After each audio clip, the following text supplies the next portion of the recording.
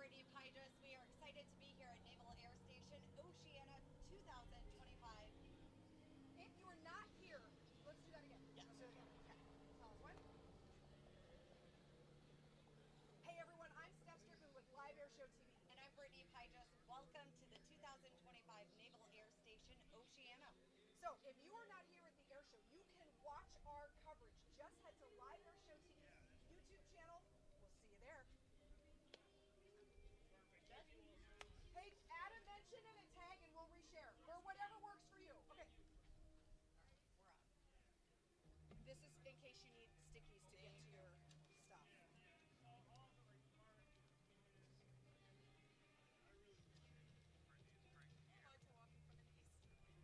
I don't see why not. Yeah, the only thing I would suggest is this.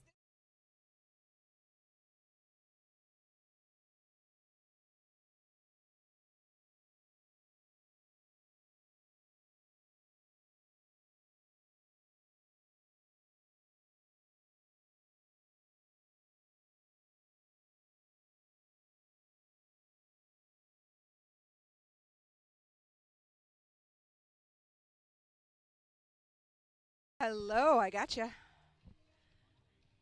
Yeah, I'm double checking. Got me? Ooh, you're loud in my ear. I'm going to turn Okay. you down. Check, check, check, check, check, check, check, check, check. Okay. Check, check, check, check, check. Yep. Did.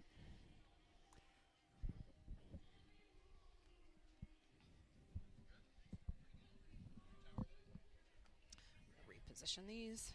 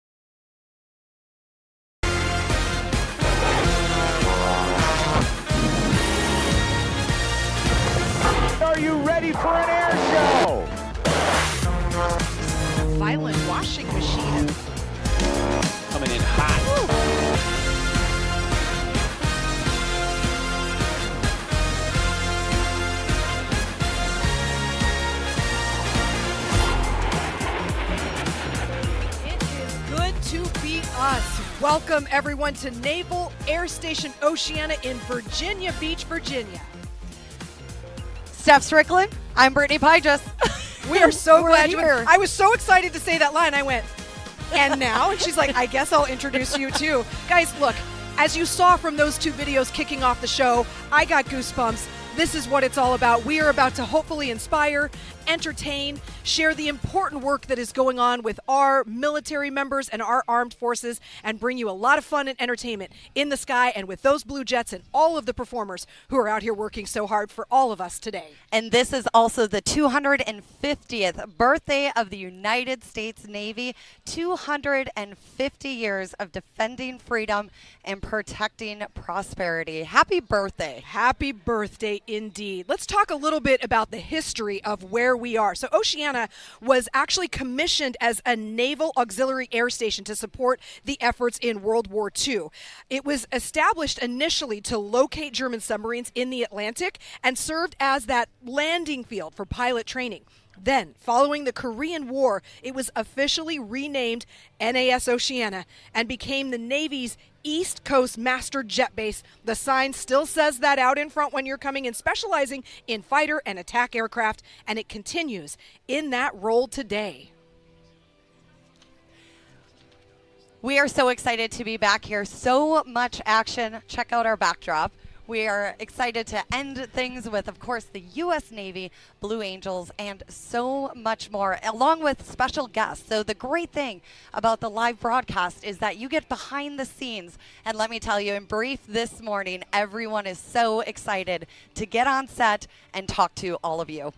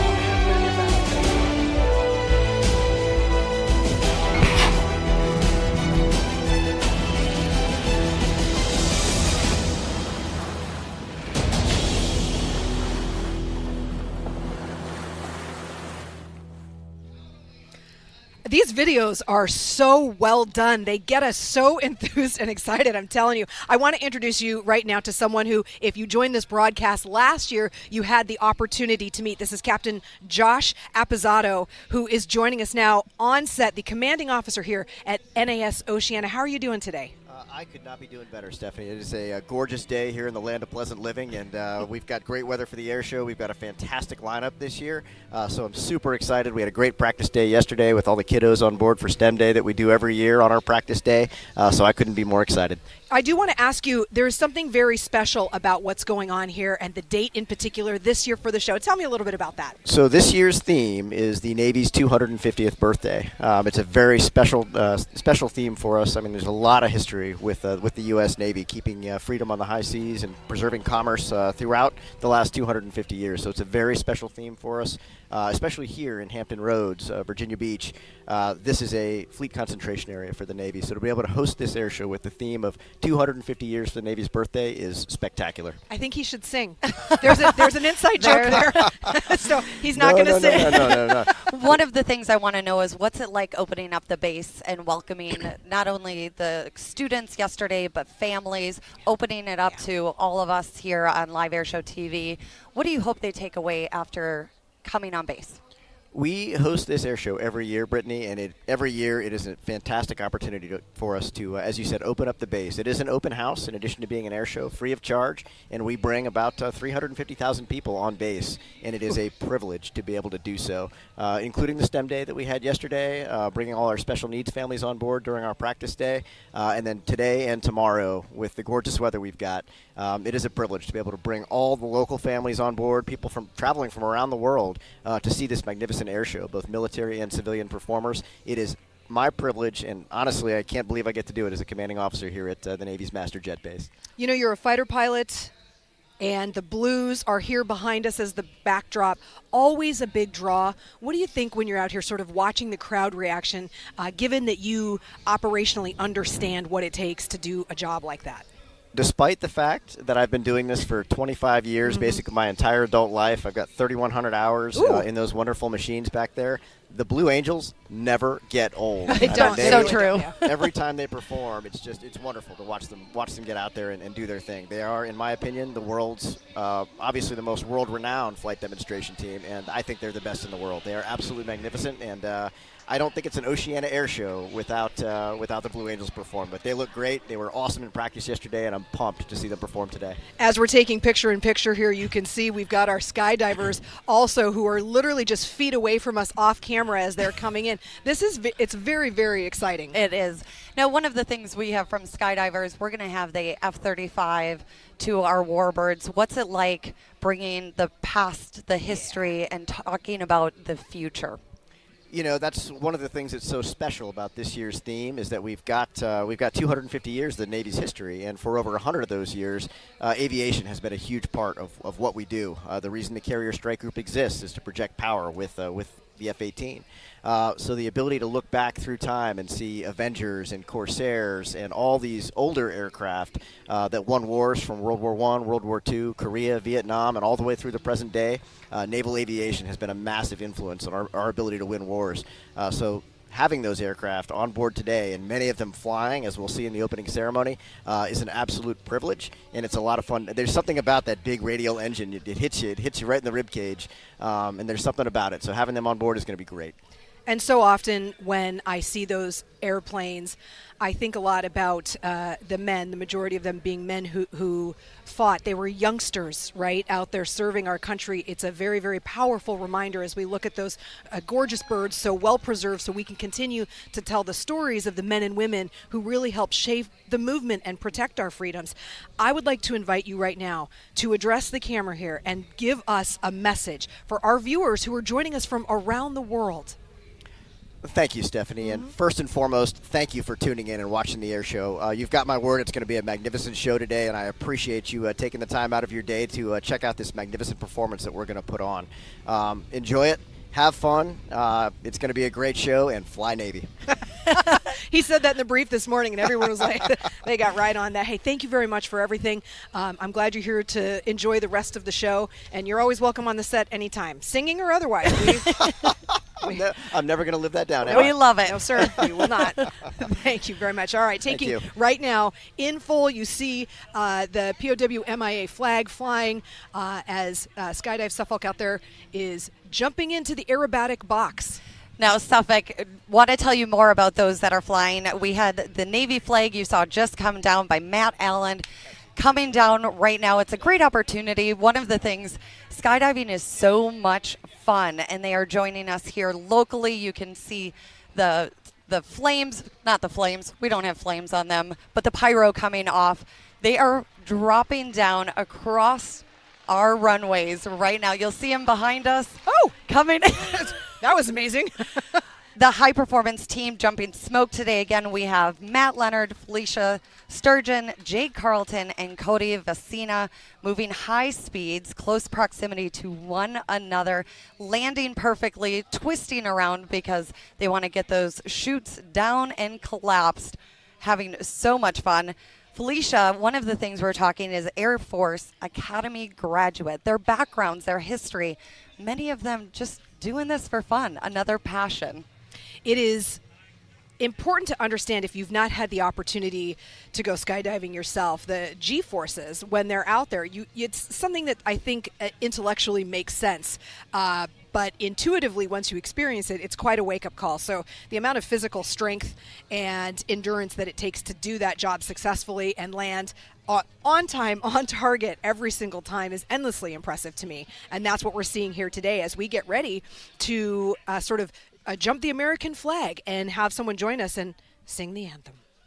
Can you see by the dawn's early light what so proudly we hailed at the twilight's last gleaming, whose broad stripes and bright stars through the perilous fight o'er the ramparts we watched were so gallantly streaming, and the rocket's red glare, the bombs bursting in air, gave proof through the night that our flag was still there.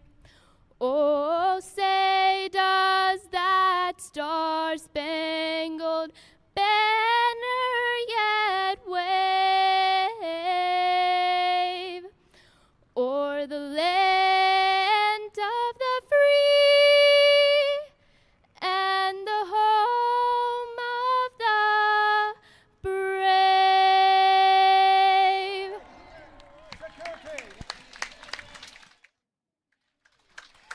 A very special thank you to Mahika Sakarpay. She's a junior at Ocean Lakes High School Math and Science Academy and a cadet captain in the Civil Air Patrol. Beautifully done.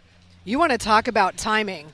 That was absolutely brilliant. You can see right now our skydivers have landed. The flag has been captured, and they're in the process of, their goal is to pick it up as quickly as possible off the ground, and that's what's happening right here at Show Center. Let's go ahead and talk about the performers who you will see today here at this air show. We've got the U.S. Coast Guard demonstrating how a search and rescue mission is conducted. Then Warbird Thunder's dynamic duo flies two meticulously restored SNJ Texans, filling the sky with loops, rolls, and dramatic smoke trails, all while flying wingtip to wingtip. Sam Tryggvason brings her daring wing walking act to NAS Oceana for the first time ever. It was a crowd pleaser yesterday. She is lovely. While she is safely harnessed to her Grumman Airshow Cat biplane, you should know her husband, Mike, is actually flying the plane. And here's Aaron Delgue, Australian professional aerobatic pilot, international air show performer here at NAS Oceana. AARRON, my favorite thing to say. Lots of letters in there. There are also Pyrotechnics, a jet car, the world's largest rubber duck, and of course, your U.S. Navy Blue Angels. We've got a full day of amazing, inspiring, and thrilling airshow performers as we continue from Naval Air Station Oceana in Virginia.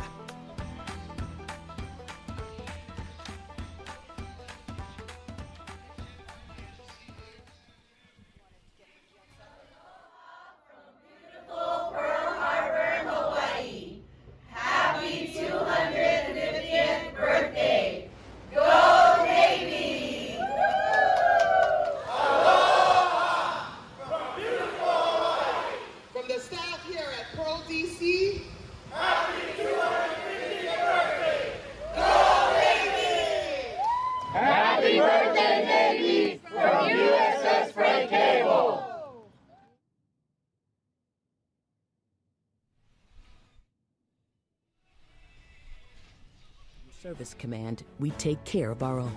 Active duty, retirees, veterans, and reservists. NextCom is with you throughout your military journey, working hard to support you and proud to provide you and your family with exclusive benefits that will never end. Shop and save on brands you love, in store and online, all tax-free. We take care of you with an at-ease hospitality, whether you're on PCS orders or relaxing on leave, at home or overseas.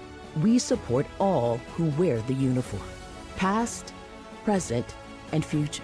Our teams keep you supplied at sea with comforts and essentials, ensuring access to technology, connecting you to family and friends. Since 1946, Nexcom has been paying it forward, giving back 100% of our earnings to support Navy families. You have your mission. Our mission is you.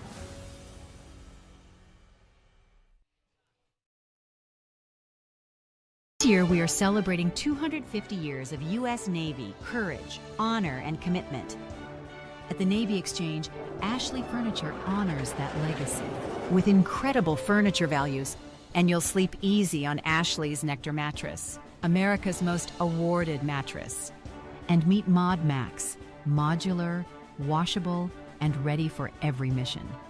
Ashley Furniture, available now at the Navy Exchange.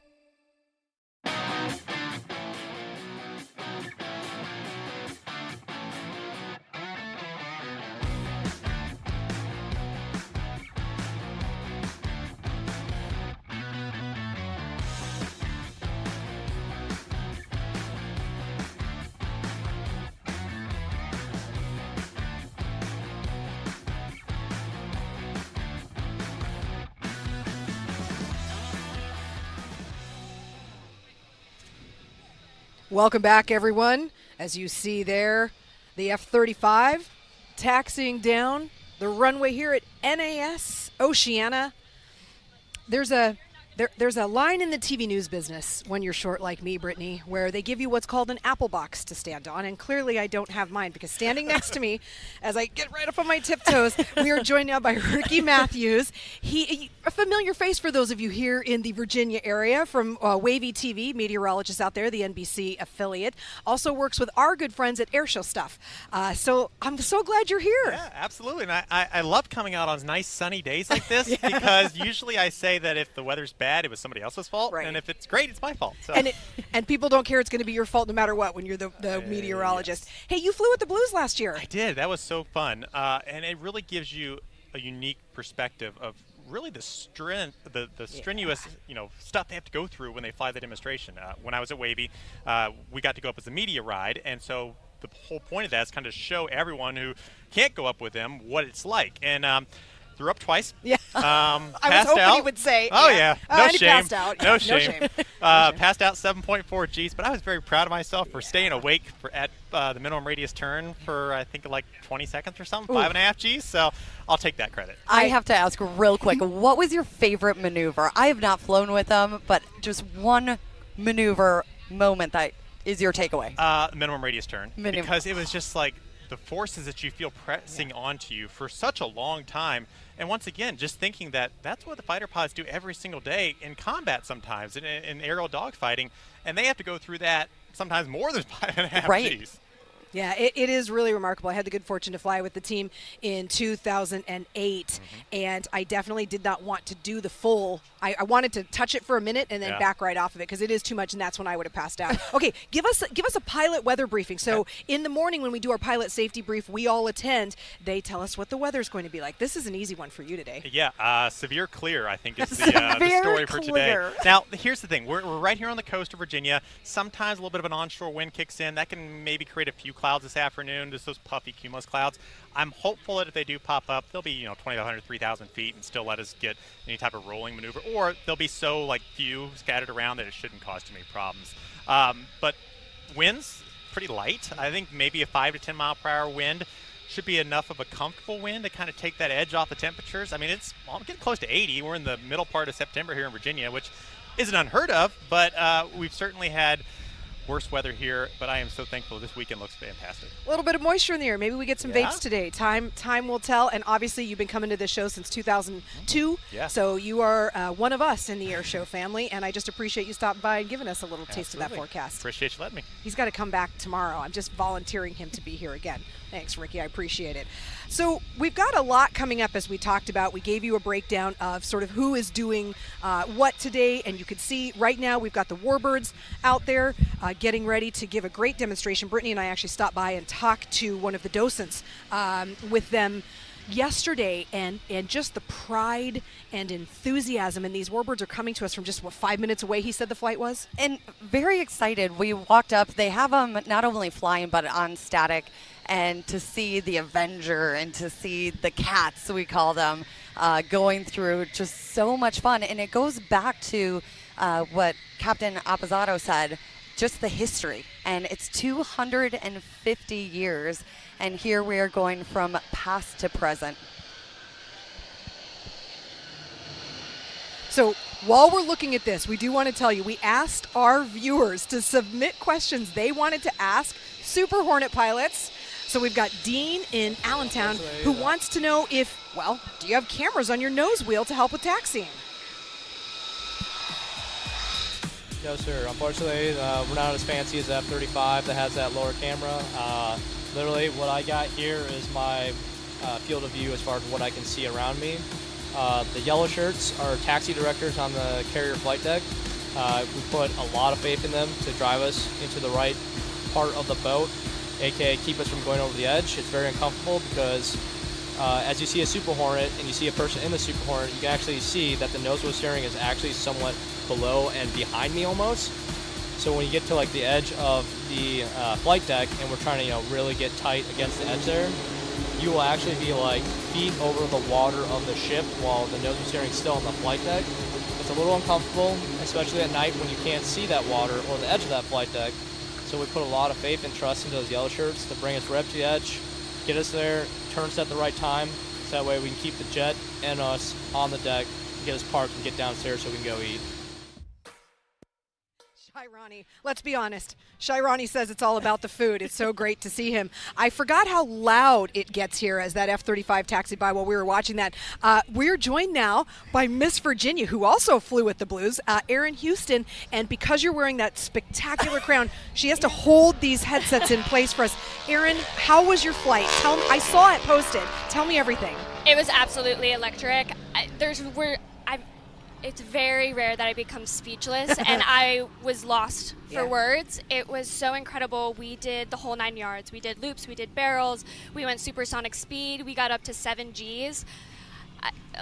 Once again, absolutely electric. I can totally see why these guys get so addicted to flying. Was it physically demanding for you? Everyone responds different. Some people are built for it. Some people get sick, even fighter pilots, and they have to put them through spin training over and over again to get the motion sickness out of them. So no shame in the game. How was it for you? Those were my 2 goals, was to not get sick and to not pass out. Did not pass out, did not get sick. So I'm super excited. Oh, I'm impressed. We still started to lose our sight around like 5 Gs, 6 Gs, but we were able to do it. I had an amazing pilot, Major Scott Locks, so super appreciative of him. And just so grateful for that opportunity. It was definitely a once-in-a-lifetime chance. What does it mean for you to represent Miss Virginia and to have an opportunity like that? Oh, it's incredible. I mean, first of all, both of my parents are Marines. So I grew up in Virginia Beach. I lived here for 15 years, came to the Oceana Air Show as a kid. So coming back and representing this community, representing the military community, representing military kids, it's such an honor. And to be Miss Virginia, we're about to go to Miss USA in October. We'll be in Reno, Nevada. So I'm super excited, and it's just great to come back to my hometown and meet my family, my friends, and it's going to be fabulous. We want to say thank you so much for stopping by. I love it as you came up with the crown and looked at us as we handed you the headset and you figured it out. But thank you for your platform and for being here and supporting, of course, the military. Yeah, of course. Hey, good luck in October. Yeah. Thank you, ladies. We'll be Thank you. cheering I'm going to her need it on. all. Yeah, that's awesome. All right, everyone, look at the crowds out there. They get well in excess of, I think, what did they say this morning in the brief, Britt? Do you remember, like 170,000? Yeah, 150 a lot. plus thousand. And yesterday, too, over 8,500. I mean, you can just see the crowds. This show line goes on forever. Steph and I went out in the golf cart yesterday, and it just kept going. I love everything you can see here with the static. And in just a moment, we just had our C-130 take off. We're going to go behind us. It was. Cool. We're going to have the search and rescue demo.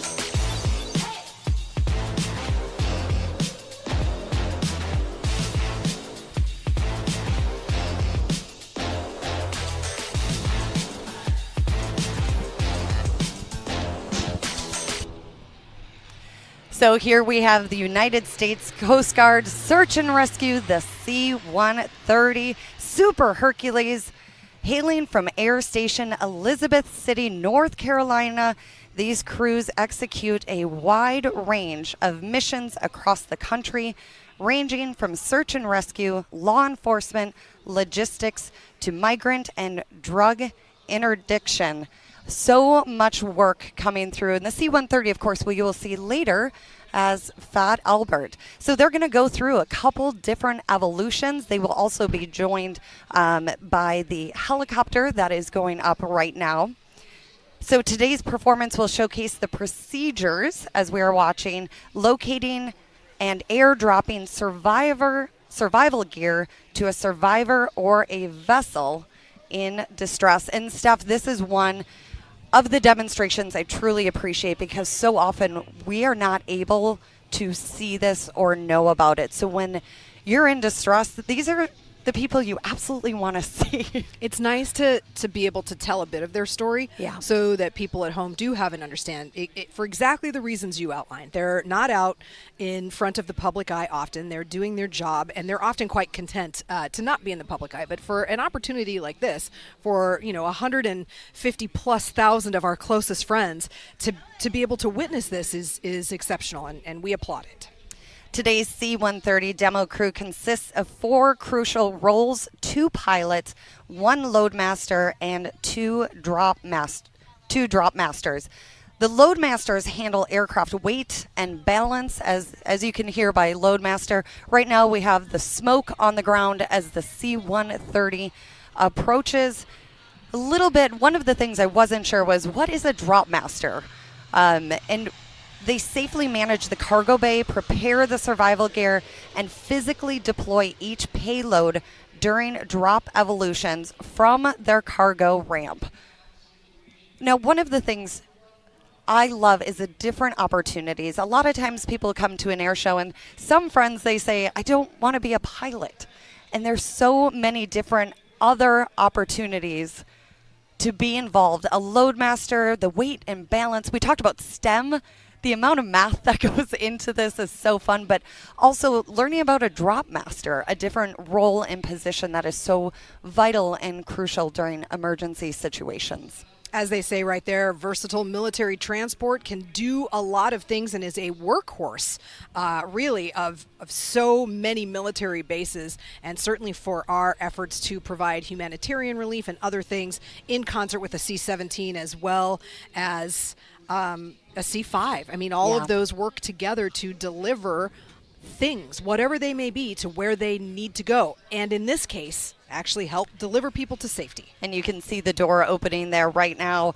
The unique thing with the Coast Guard is in respect that maintainers also fly in the aircraft and conduct crucial roles during its operational missions. And this is when we're going to start to see the action happening during the demonstration. The C-130J, powered by 4 Rolls-Royce engines, which each provide 4,700 horsepower and allow a top speed of 360 knots. The Coast Guard's variant carries up to 64,000 pounds of fuel and sports a unique sensor suite that permits communications, intelligence, surveillance, and reconnaissance support. There it all is. Hard to say, harder to do. And so when you actually, as we provide to you some of these statistics, because a lot of folks who are watching this broadcast right now know these airframes intimately and are very familiar, and they like hearing about the statistics. Other folks just dropping into the broadcast because we are working in concert with Big Navy, as I like to say.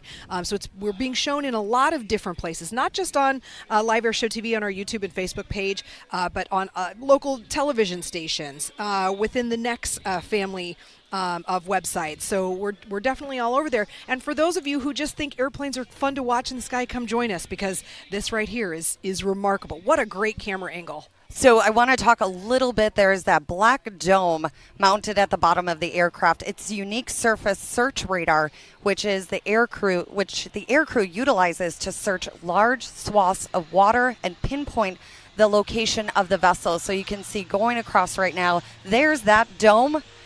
And right now, deployment happening. The payload, that payload master, dropping it on target.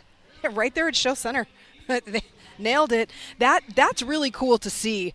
I imagine when you're in the back and it's open and you're sitting there getting ready to deliver those payloads, while it looks certainly so graceful, in rough air, unfamiliar, potentially unfriendly skies, it is definitely a high adrenaline activity. And so it's fun to see it here in the under the pretense of people just having a great time, but it does show us a little bit of what they do when push comes to shove and they need to be called into action. So the C-130 coming in, as you saw, with a payload just under 100 feet, dropping that and then quickly climbing out to an altitude of over 500 feet. So again, swooping in. They often say the weather, you're never sure what you're going to be in. Clouds, rain. Here we have a beautiful sunny day that we can actually see the demonstration, but the amount of work that goes into the search and rescue. I think the only time you can be certain of cloudy weather is if you're a fighter pilot trying to refuel off a tanker. The running joke is that they manage to find the clouds every time. I'm just kidding. I'm kidding. I'm just repeating what someone's told me. One of the things talking to the crew this morning, every drop evolution requires precise teamwork, taking everyone together, clear communication between the pilots up front to the crew on the ramp, and now coming in as the C-130 is climbing out, we have the MH-60T Jayhawk joining us.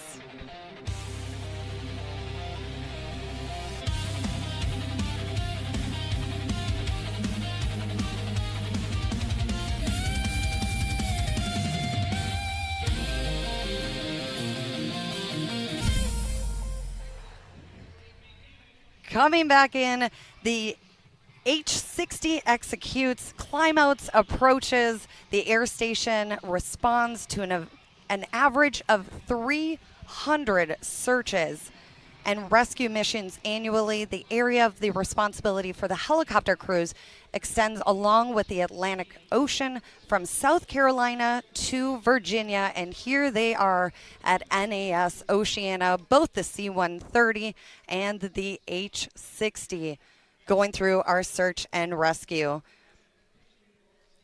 Now, the demonstration that we're seeing right now on the scene, the crew will evaluate the situation, and they're going to determine how to deploy the rescue swimmer. So they're getting set up right now. You can see the door is open.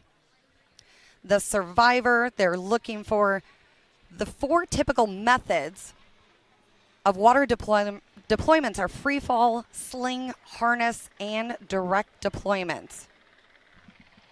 And I think today we're going to have a direct deployment where the cable remains attached to the swimmer at all times. So our crew right now getting set up.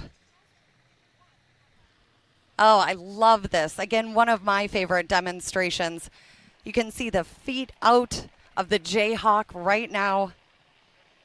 Now imagine again the conditions. We are very lucky to be able to see everything up close, but oftentimes you're going to see the Jayhawk in very torrential situations, hard situations where it's often dark and rainy, stormy, and they are going out there. They said some of the conditions they've been in is high surf, ice, swift water, predators. They have to deal with all elements in order to complete their mission.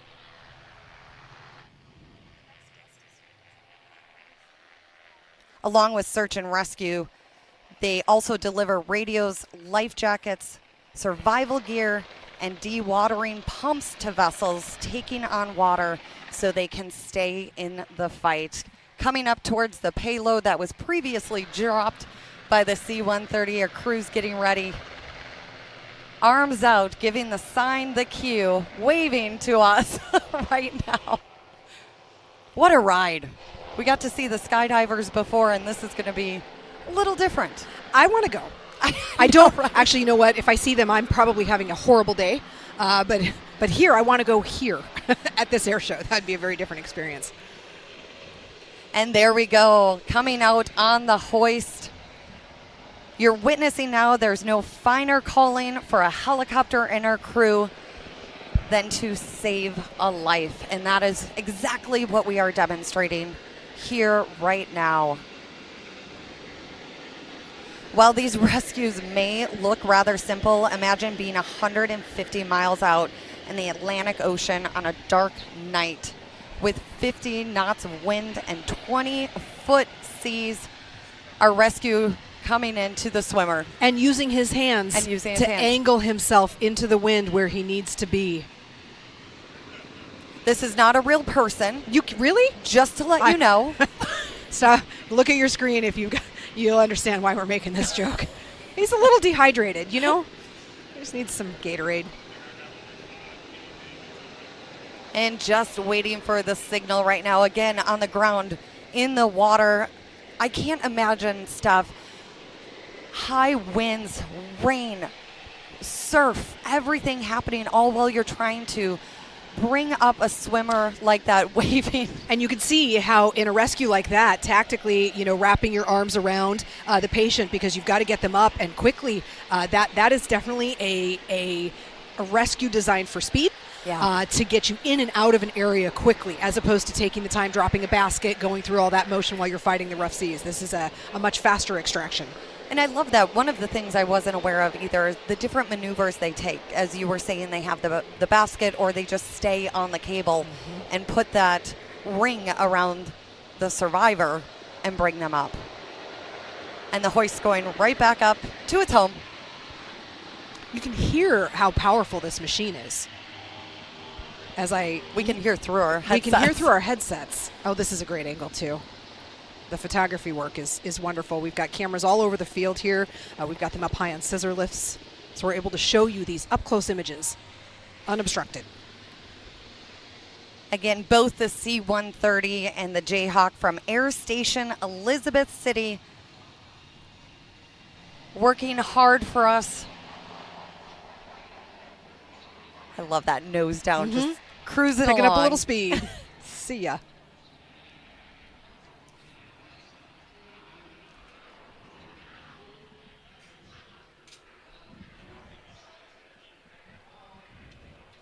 What a great demonstration once again. Not only to have the C-130 demonstrate dropping the payload, but also having the Jayhawk come in and be able to do it.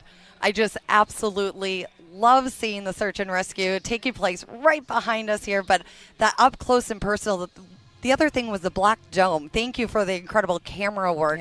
Yeah. Knowing that that's the radar over the seas, over the ground, pinpointing exactly where to send that payload, and talk to not only the load master but the payload master to let them know when they deploy the cargo. Well, and the pilots too, it takes such skill. Any type of flying takes a lot of skill. A helicopter certainly unique. They are the drummers of the aviation world in the sense that they've got to be doing different things with every bit of themselves to make those machines fly as steady as we get to see here today, making it look easy, and it is anything but. We are getting ready for our next air show act. We have a jam-packed day. When I was listening to the schedule this morning and I was realizing how tightly packed it is, there are a few breaks built into the schedule for operational things that have to happen throughout the day. But one of the things that's interesting, that just to bring you inside our world, when they get ready for these acts, right now they're already working 2 acts ahead down in the hot pits. Look at this pass coming in right now. Crowd's gonna love this. This is the high-speed pass. Oh. They talk about the great handling characteristics of the large cargo aircraft.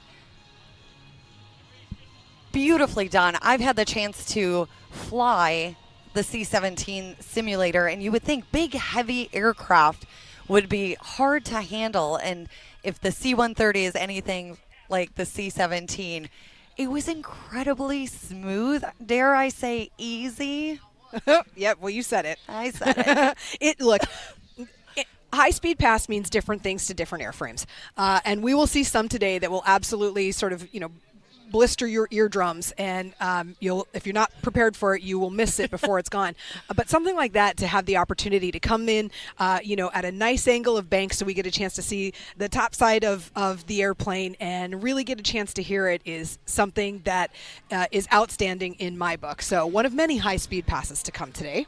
Now, Steph, we have done this show, and one of the things is they continuously say it is like a family, and that includes all of you. I cannot stress enough how excited it was for everyone to be a part of the broadcast. They have just been giddy. You watch us from across the planet. Some folks, when they get the notification on our YouTube channel, will actually set their alarm for the middle of the night if they are over in Australia. I mean, when I say everywhere, we mean it. And we do have someone who monitors the chat, and we get updates from him, and he lets us know what your comments are, and we try to bring that to you. And one of the things that you love, one of your favorite airplanes, is that F-22 Raptor, and you will have an opportunity to see it fly out here, and you know it's impressive when you have a bunch of Navy pilots who are excited to watch the thing fly, because the Navy pilots are doing a really cool job all of the time. And obviously the statics that we offer are just a phenomenal opportunity to get up close and personal, not only with the machinery, but also with the people who operate it. They're out there. There's also a ton of merchandise. You can buy every squadron shirt out there known to man, in addition to what we commented on yesterday, which was a lot of food offerings. So while we know you're watching us from maybe too far away to be here, just know I'll put a funnel cake aside for you, and we're glad you're here in the broadcast so you can see all that NAS Oceana has to offer. And joining us today, I just look at the mascots. You know they're hot in there. You know it. Some of them have fans. That's the way to do it. And we some need of a them. fan. So I also work at a college, and we have a mascot, and I'm in Florida, right? It's hot. They also have like cooling vests that you can wear with a fan. So, and the giant And rubber duck. This is really giant. If you can see the small vendor tents, that's the scale. Look at the hanger behind. It's just random enough to, you know what, given that we're by the ocean, that's a perfect size rubber duck to plop in the water. That makes sense. Much larger than the one I have at home. Our C-130 is safely on the ground. The reverse thrusters kicking in, pulling the throttles back over the hump. Listen to that. Oh, the kids. Look at the smiles right now. And this is just the beginning. We have an entire show coming our way. Now let's take a watch here. Are we going to back it up? I think we're going to back it up. I love that. The cargo door open. Very maneuverable. They're doing a burnout. I'm going to tell them tomorrow. That was a great burnout. I think that was... That turns about as well as my car does. All right, guys, it is time for Warbird Thunder. We've got the Navy SNJs taking to the sky. They fly with the canopies open most often, unless there's just a really special reason why they can't. And they are just two great guys, CT and Buick. Hopefully they'll stop by the set later. We'll talk a little bit about why they fly with those canopies open. But right now, it's smoke on. And there it was, perfectly timed. Warbird Thunder air shows featuring the North American SNJ Texan, a former World War II Navy advanced training aircraft. I just pause so you can hear the sound, the throatiness. Yeah. I love it. The SNJ was nicknamed, as we were just talking about, Old Growler. Old Growler because of the distinct, deep, and throaty roar. Nothing else sounds like it. And these two do an incredible job of showcasing formation flying and these great warbirds, the trainers, the pilot makers. You will see throughout the air show demonstration here as they go smoke on, barrel rolls, aileron rolls, Cubanates, and so much more, all while wingtip to wingtip. I wonder if CT's family's watching, because they've watched the broadcast before. If they are, hello to you. Just want to say hi. Look at that shot right there with the Blue Angels in the background. So nice. Oh, the tires tucked up so nicely underneath. Warbird Thunder flies the SNJ aircraft, again manufactured by North American Aviation. It's historically significant aircraft because it was utilized as an advanced trainer by the U.S. Navy Marine Corps. Again, celebrating 250 years. We hear, just got word in my ear that CT's mom is watching. So, hi. We'll have your son on the set here later today if he stops by, and we'll make sure to let him know that you were out there tuning in. Yeah, share some good stories so we can let him know that we heard from you. Again, a trainer, which I love being here, understanding how to get equipped. So many people are interested in joining the military and going through, and some of them pilots, and thinking back in the day of a young soldier, young Marine, young sailor jumping in the back of this SNJ learning to fly. Both he and Buick have just a long history of aviation in their family. To be able to not only fly one of these airplanes, but to fly both of them when they are challenging, right? They keep you honest. You've got to fly it all the way till it stops is what they tell you. So to have two of them together in formation just goes to show you how much experience these two pilots have. So CT call sign Chris Thomas, third generation pilot, earned his pilot's license, get this, at the age of 17. Just right as he could, he jumped into the cockpit with his father as his flight instructor. Man, I bet there's some good stories there that we might have to ask him when he's on set. He has logged over 21,000 hours of flight time in more than 110 different types of aircraft. So when he joins us, I'm going to see which one is his favorite. When he's not flying air shows, he's a captain and line check airman for a major airline. Let's just say CT loves to fly. And they are coming back around. You can see the smoke. They are filling the sky. Very little wind as we can now see the smoke come back on. Next to him, his wingman, Mike Eberhardt, call sign Buick.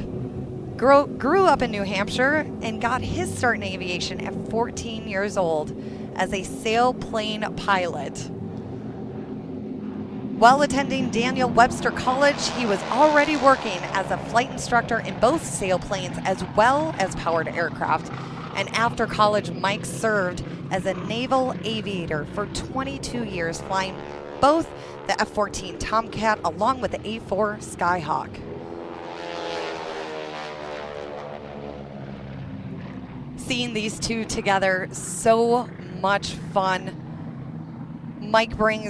They both bring such an extensive knowledge and expertise to the airshow industry with Warbird Thunder air shows and the legacy that they have. Mike was a former heavy metal jet team pilot in the L-39, also the Black Diamond jet team in the L-39 and MiG-17, and a civilian in the A-4 Skyhawk demonstration pilot. I have to tell you, we're out here on the set, and their smoke system, which they put a lot of work into, we are actually now smoked out here on the ground. I'm looking around, and it's like we've suddenly stepped into ocean fog, but produced by two of these SNJs up there flying. And you know what? As Ricky said, our meteorologist who checked in with us earlier from Airshow Stuff as well as Wavy TV, the winds are light, and we're seeing that right now. It's going to take it a minute or two to clear out of here, but this camera angle high above on these scissor lifts bringing you a really great shot. Oh, thanks, boys. Yes, more smoke.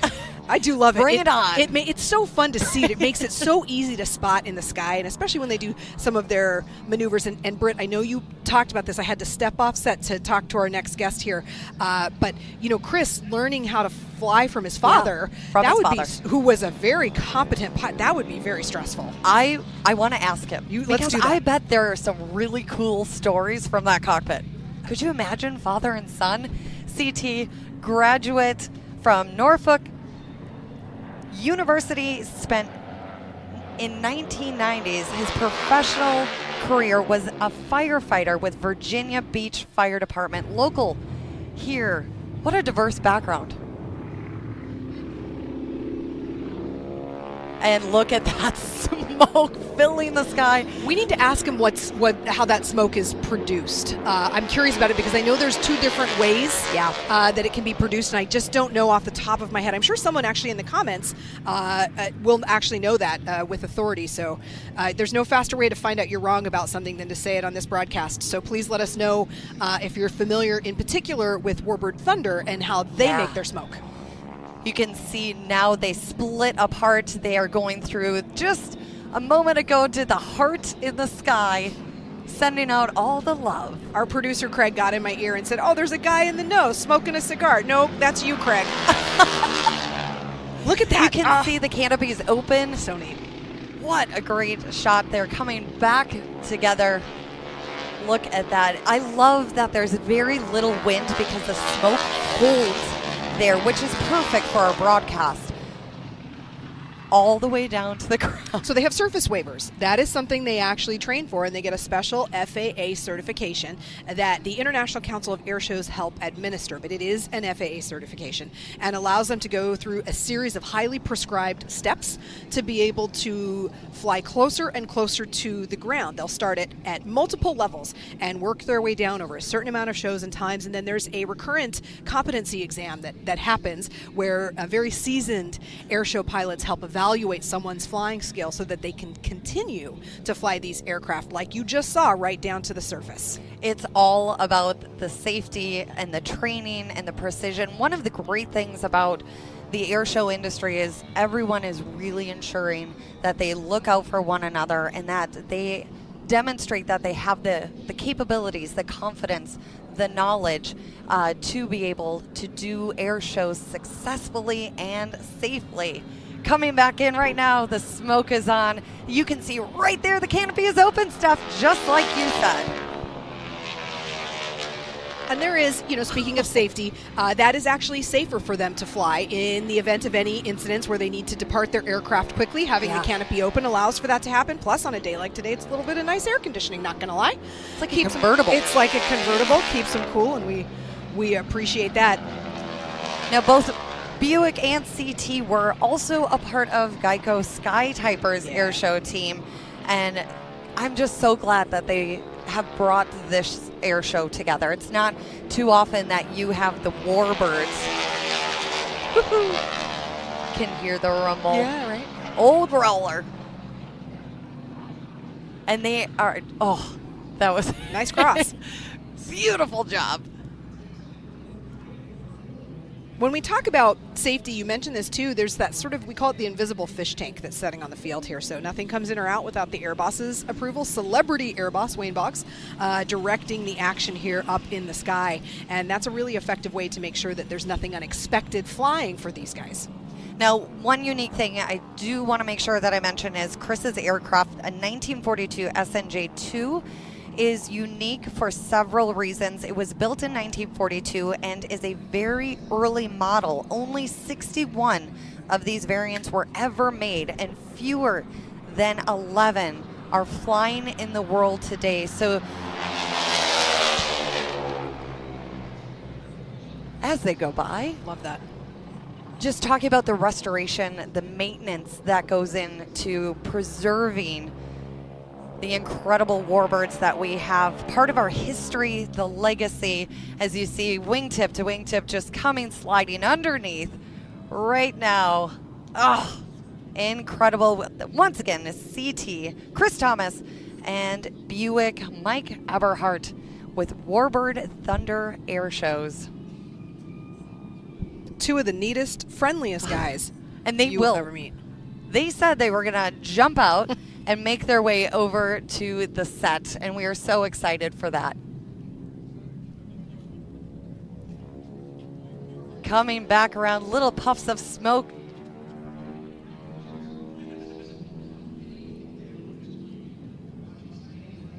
You know, Steph, I think I have an idea.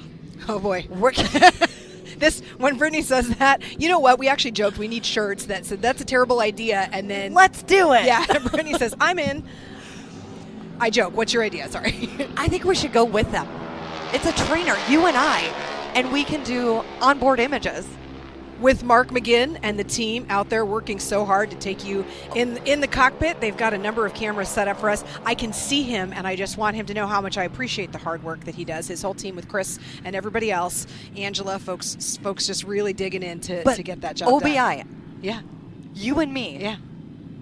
Let's do this. And then we can bring clips next year. We'll be like, Mark, we've got something for you. Yeah, he's laughing. He's We'll nodding his behave, head. Mark. We promise. We will not. No, we won't. But it'll be amazing. And I think that would be really fun. Their onboard images way better than what we'll shoot on our cell phones. How about that? We'll let the professionals continue to do their professional job. But in the meantime, I love that idea. For folks who are really curious about learning how to fly, every city that you are watching in, with some exceptions, probably has a flight charter service that provides discovery flights. So you can, maybe this isn't available to you in SNJ, friends in the industry. Through their smoke. And let's listen in.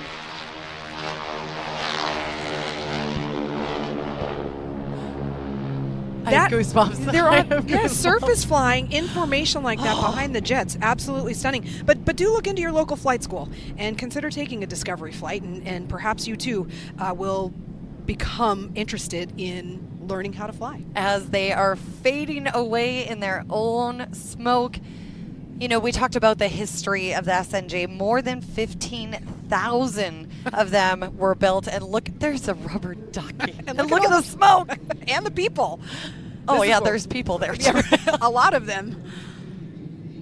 Oh, I just love the diversity that we have in the air show that's coming to you today, going from the Warbirds to 5th generation fighters and everything in between. That's right. In just a few moments, we have a really exciting performance coming up. I had the honor of seeing her the first time just a few short weekends ago in New Hampshire, and that's Sam Tryggvason, wing walking. So I've known Sam and Mike for a number of years, and they are a husband and wife team.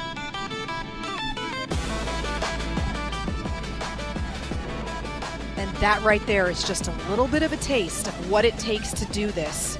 And you know you love your spouse.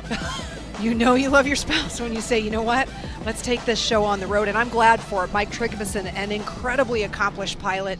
And Sam worked under the tutelage of Carol Pilon, if you are familiar with her, a wing walking legend, still active in the business, and has always put her money where her mouth is, yes. Which is to say that she wants to train people and then just thrilled when they go out into the world and thrive the way that Sam has done. Here we go, bringing the roaring Grumman egg cap biplane, himself an aerobatic pilot, Yeah. Mike Tryggvason, and in just a few moments, his beautiful wife, Sam, is going to go bye and jump out, climb out. There's Mike Tryggvason with wing walker Sam. What a dynamic duo coming in. Coming to us from Abbotsford, Canada, a running joke. Is it Abbotsford or Abbotsford?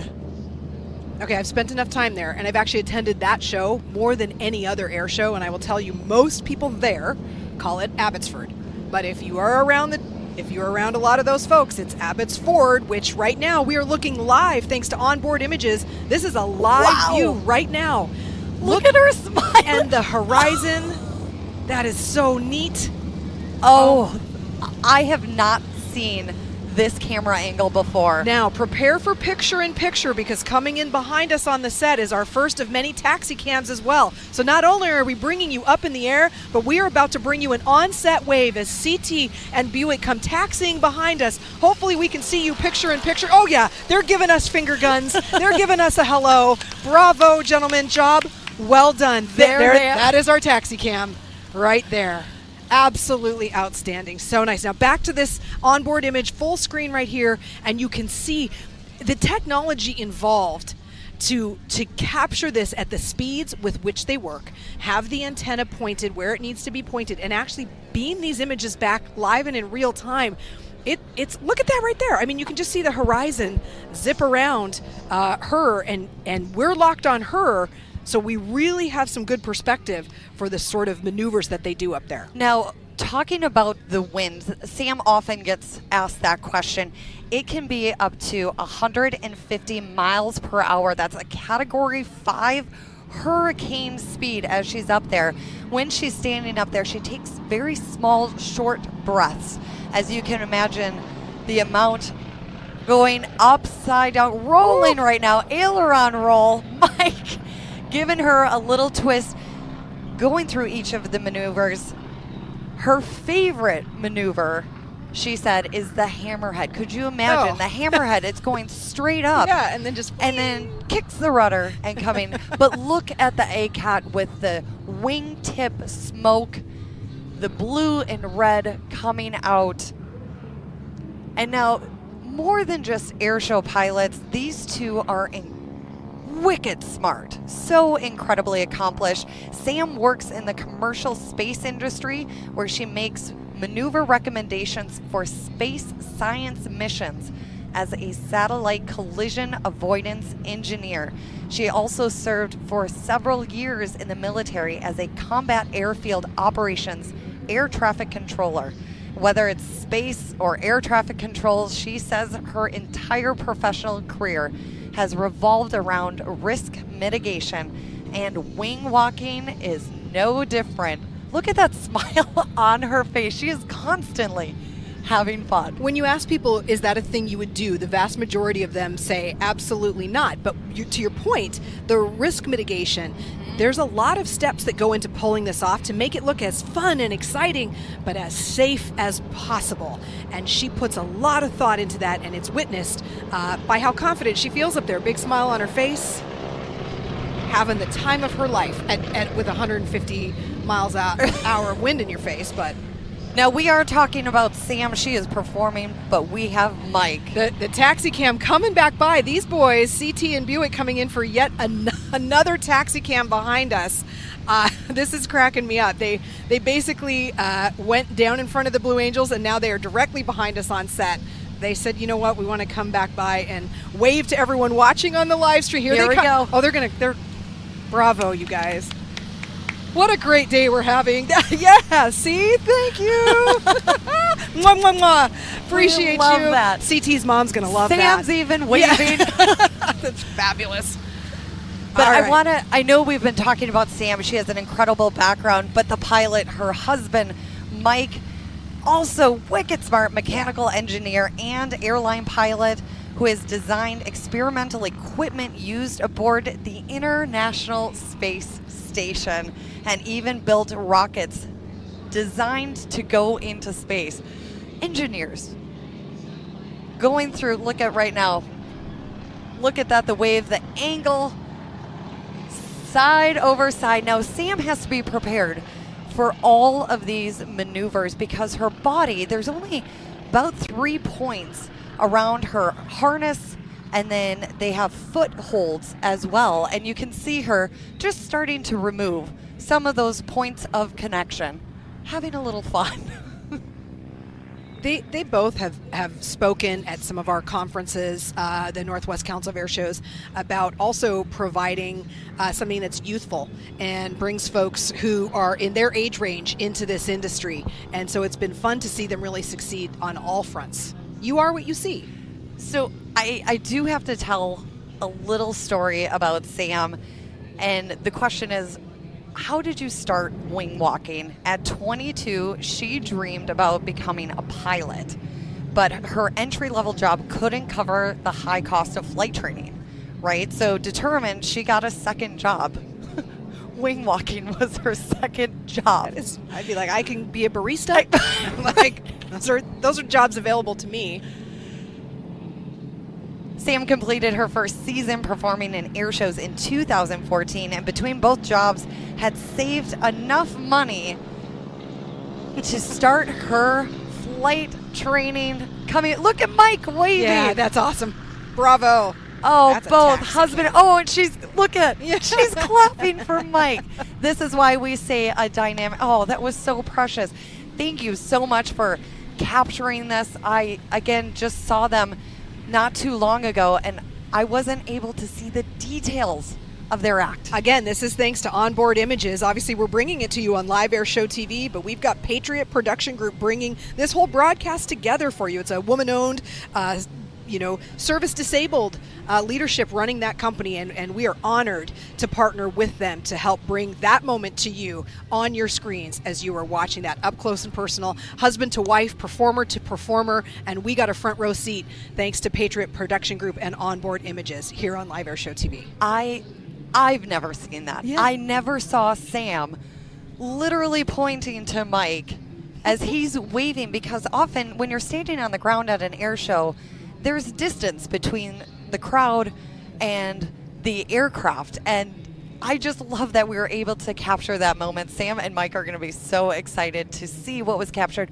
We see right now Sam is starting to step back into the cockpit bay area.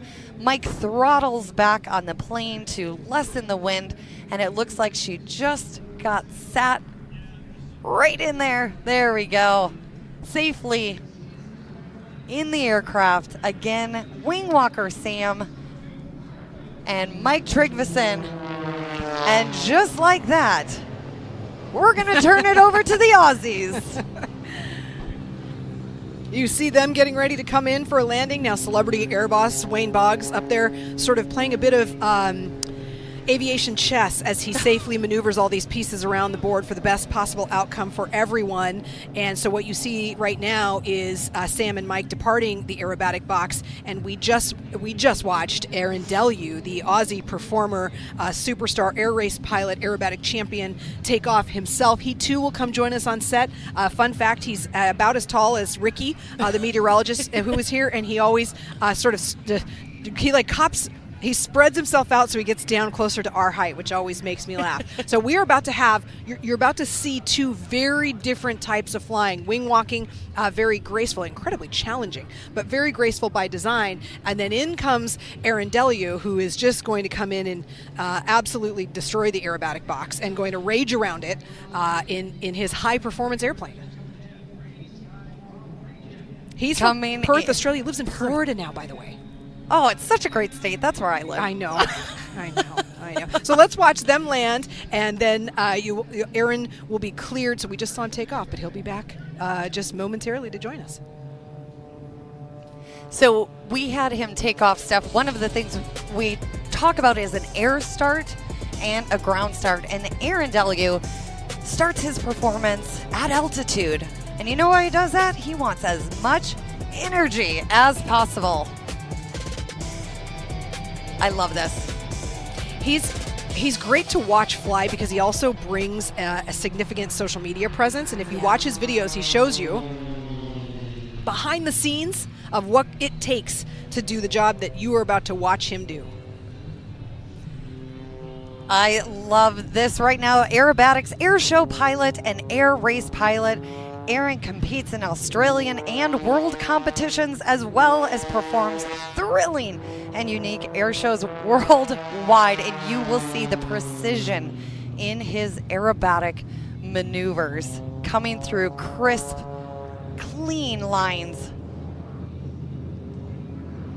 The unlimited aerobatics, again, about precision and energy management as much as a spectacle. Every loop, roll, snap roll, split second timing, G-forces up to 10 plus and 10 negative now, Gs. Here comes the taxi cam right behind us. I don't know if we can get all this to you at once, but right now we've got wing walker Sam as well as Mike directly behind us on the set, passing through the frame, giving us a big wave. Thank you for coming through, you guys. What a successful, wonderful day. There they go. They were just giving us a big wave, you guys. So the really cool thing is, as we see Aaron, look at just the concentration, and you see, I was just talking about the crisp maneuvers. Yeah.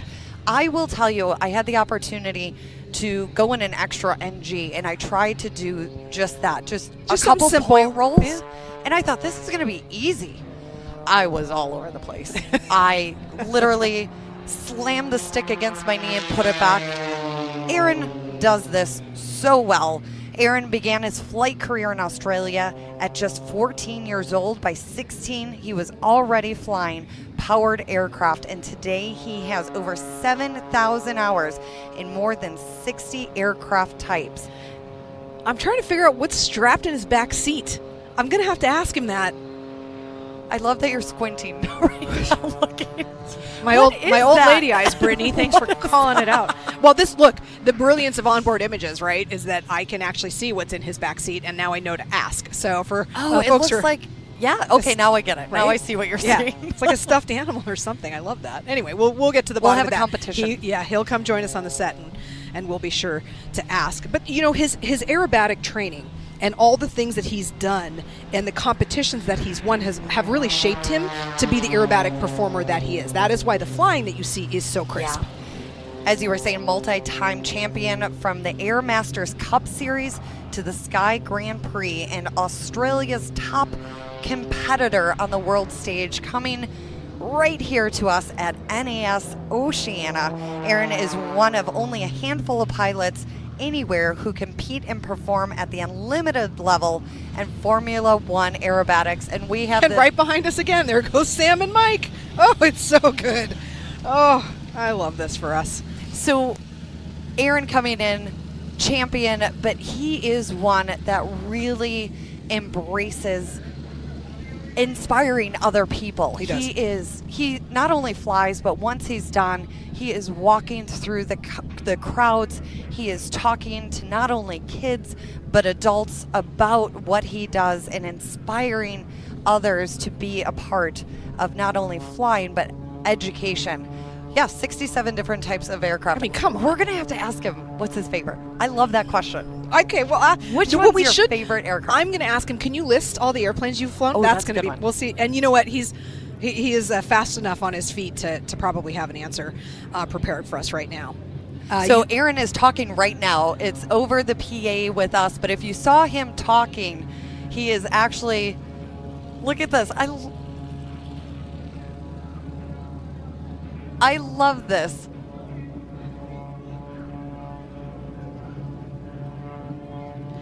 So he was just saying thank you to all of the volunteers who are out here working hard to bring, again, very nice, very selfless. What I find funny with OBI, onboard images, is I saw his hand up in the air. He was literally talking. That's probably because it's not pre-recorded. It's not pre-recorded. That's diving in. You heard it right there. The Extra 330 SC, the world's premier single-seat unlimited aerobatic airplane, built in Germany by Walter Extra and designed purely for this kind of flying with no compromises. The competition air show dream plane. Look at this. I call it the Frisbee in the sky, inverted upside down. Flat spin right there. So difficult as he levels out right now and rolls back over. Yeah, I would take a breath too, Aaron. That was We've been talking about smoke systems and what comprises different smoke, and Dennis chimed in on our chat from Pittsburgh saying that he believes the smoke that CT and Buick use is oil-based, totally safe for the environment. We'll be sure to double-check that. Dennis, thanks for chiming in. And folks also watching us from as far away as Brazil. Oh, okay. Joining us now on set, we actually have Sam Tryggvason, who's just landed the airplane, and I'm passing her some headsets. She's pulling out her earplugs. Britt, you keep talking about Aaron Hill while I get her set up to join us on set here. I'll take all your stuff. Is so fantastic. Aaron, again, with the Extra 330 SC, a little bit more information about the aircraft. 1,200 pounds, over 330 horsepower, the Lycoming AEIO 580 engine. Now, we saw it before, but the roll rate of the Extra is 400 to 450 degrees per second, and Aaron is pushing and pulling up to 10 Gs during this, and I just love it. Halfway through, he decides to take a breather and talk with all of us with his hands. We have folks who are attending. I want to say hi to Full Afterburner in northern Colorado at a different show site, watching us on a second screen. You know, that's the way to get a couple air shows under your belt. And I just told the folks in the production truck that Sam Tryggvason literally hopped off of her airplane and came beaten feet over here. Hi, you got here so quickly. Hi. Those were Ladies, such how nice are you? waves. How was it up there today? It was a little bit windy, believe it or not. Up there, when you're going that fast, it is. Now, Sam, I told everyone you can have up to 150 mile per hour winds, which is like a Category 5 hurricane. Oh, tell She's us, like, yeah. How do you still smile? Because we saw you beautifully on the live broadcast, but how is that feeling? Describe that to us. It's like nothing else. It's incredible. We go, like you say, speeds up to 150 miles an hour towards that bottom of that loop, and so the delta between the speeds. That's you. That was we just captured that live. Yeah, isn't that cool? The speeds that we hit, it's between 0 at the top of the hammerhead and 150 towards the bottom of the loop, and so it's quite the shift throughout the whole performance. But it's a lot of fun. It's a really neat thing that Mike and I are lucky to be able to do together. We watched you up there, and you're making decisions when to turn and move, and I'm assuming it's based on where the energy is in the airplane. How do you choreograph what you're doing up there and when? Because it's prescribed. You're not just winging it. Thanks, guys. I'll be here all week. Tip your waiter. But how do you make those decisions?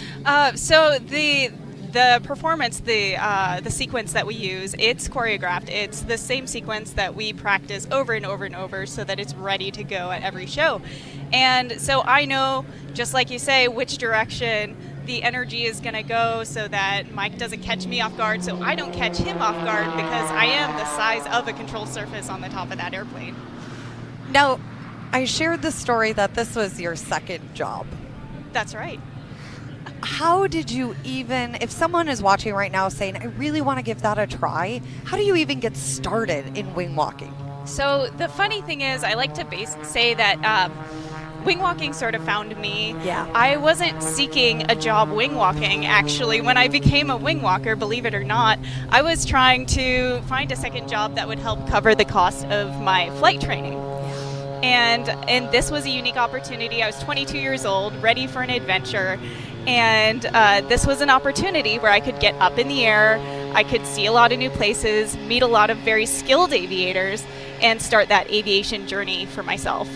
Now, I'm pausing right now, looking at Aaron right there. He was just hanging on the prop. I heard this buzz behind us, and he was just hovering right there. So many friends here doing incredible things. It is, and that's more challenging than it looks. It looks easy from the ground, very hard to manage that energy, and it's one of the things where he is most dynamically controlling the airplane while it is just hanging on the prop, because it's not really flying, it's loitering, and it takes a lot to make that happen. So I just want to prepare you. We have the jet truck, because we're going to have a race. Sam, it's going to be a ton of fun, but behind us here, hopefully we can Hayden stick on this Prophet. shot, because they're going to come right behind us here, so hang out with us. You get to be a part of the fun of the taxi cam. You're now a broadcaster. Yes. Welcome aboard. One Job of number us. 3. Yeah, exactly. All right. So it's going to get a little loud behind us, because right now Hayden Prophet coming out in the jet truck. Look at this. He is going to light here, up. look at the angle. Look at, isn't that great? Okay. That's incredible. Woo! It's hot. Oh, you must be dying. You're in way more. Sweltering. Oh. Well, you know what? That's at least probably fireproof. So It I mean, is. I'm just like sweating over here buckets. I can't even. It's good to be us. It is. I think it's good to be What us. a unique opportunity. Absolutely. When you get out of there and you have a chance to go talk to people and sign autographs, just like Aaron does, just like Hayden does, it must be, that's the ultimate reward in all of this, isn't it? 100%. That is the reason that we do this. The reason why Mike and I do this wing walking thing, people ask me all the time, like, why would you ever? Right? Yeah. And the reason is, it's the perfect representation of ordinary people do extraordinary things all the time. And we want to encourage people in the audience to dream big. And with courage, because everyone has that courage in them. With courage and big dreams and perseverance, you can do incredible things, and we want to encourage people to do that and get involved in aviation. You are not ordinary. You are exceptional, as is Mike. Brittany, will you take a selfie of the three of us, and then we're going to let her go sign these autographs. We're doing this here on the set. We're doing it live. Oh, I love that. Right.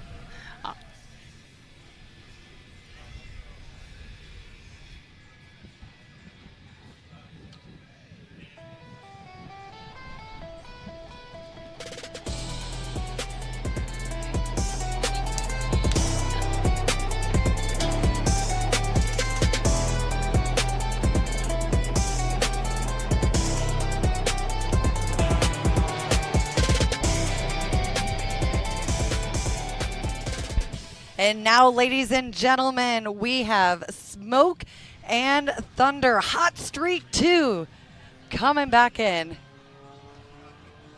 Right now, we're getting set up for a race between the Extra 330 SC with Aaron Delgu and Hayden Profit. Now, a little bit about the truck that you see, the jet truck, Westinghouse J3448, originally used in the North American Buckeye T2A aircraft, over 10,000 horsepower and 6,000 pounds of afterburner thrust. Getting lined up. Aaron is having a ton of fun, and we are going to see this race. They were playing a little bit of a chicken. Looks like we have them set up, getting ready. You can see lined up. Aaron diving in, getting as much energy as he can. Oh, look at this. Rolls upside down. He wants to wave. He's going to Hayden. This is amazing. And the race is on. You can see Aaron upside down. Hayden taking off, going through. That was the wall of fire. You felt that, didn't you, sir? We got an interview coming up. He goes, wow. I love this. You know, the funny thing is, I never know where the finish line is. We're going to give that one to Hayden. That's us. They'll let us know if we got it right when they come by the set. We'll ask them who won. Jim, by the way, watching us from Ramstein in Germany. So, hey, thank you very much. That's my husband. Oh, you want to give Mr. Pygis a shout out? Say hello, love. I'm glad you made it safely. Thank you for your service. I appreciate you chiming in. This is amazing. He flies C-17s. Her husband flies C-17s. Yeah, I was amazing. like, that's weird. I think I know him. Thanks, honey. Love you. That's awesome. Fishing Bros watching us from Japan. Do you know him as well? Is that your brother? Hello. But look, the point is, though, is we've got folks watching us from all around the world right now, and certainly all around the country. And I can talk to Commander Timothy Henderson about that. You are the commanding officer of Navy Talent Acquisition Group Richmond. Yes, ma'am. Thanks for joining us. Thank you for being so tall that I'm going to yet again get on my tiptoes, try to even that. Nope, we're just going to go right back down here. Why is it so important to be able to share the message of what the men and women do in our services to help show people that this is potentially a job for them? I think a lot of times you get a chance to see that no matter what it is you have in mind that you want to do with your life, a lot of times in the service we have something that gives you an opportunity to do it. So not only do you get to do what you love, but you can do it around the world and in support of your country. So, we have a lot of new people here on base. We have a lot of people watching us right now. What advice do you give to others that are interested in joining? I would say start preparing, or at least see what the options are out there, because there are a lot of them. And once you decide what it is that you want to do, you can start preparing yourself for that. So whether it's going in and enlisting to be a maintainer or something like that, you can start prepping yourself, seeing what you need to do. We have minimum entry requirements in order to join the service, so prepare to meet those, and then the better you do there, the more you open up for yourself. So start preparing, and then we have other programs as well. So we were talking to some of your security forces here yesterday, and they were saying that it's not, you assume it's a given if you're in the Navy or the Marines, you're going to be on a boat. But listen, right behind us right now, here comes Aaron Deleu. So we're going to give him a wave. Yep, there he is, giving us a little shout out as he taxis. We call that taxi cam.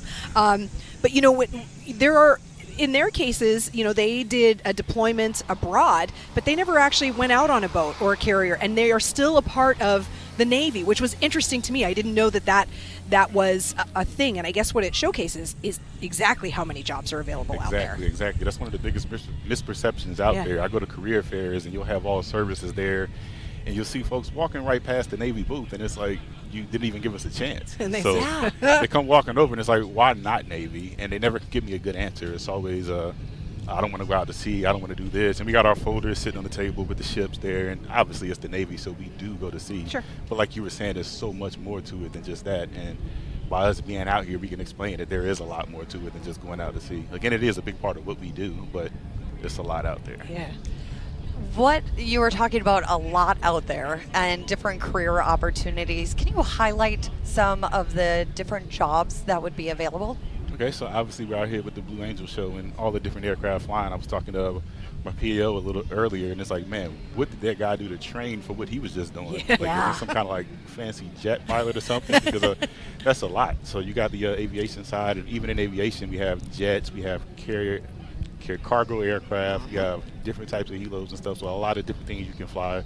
You got the maintainers, you move over to ships, and you got aircraft carriers all the way down to DDGs, and each one has a specialized mission with specialized jobs you do on those. You have submarines, you have Navy Special Operations, which isn't just Navy SEALs. You have divers, you have EOD.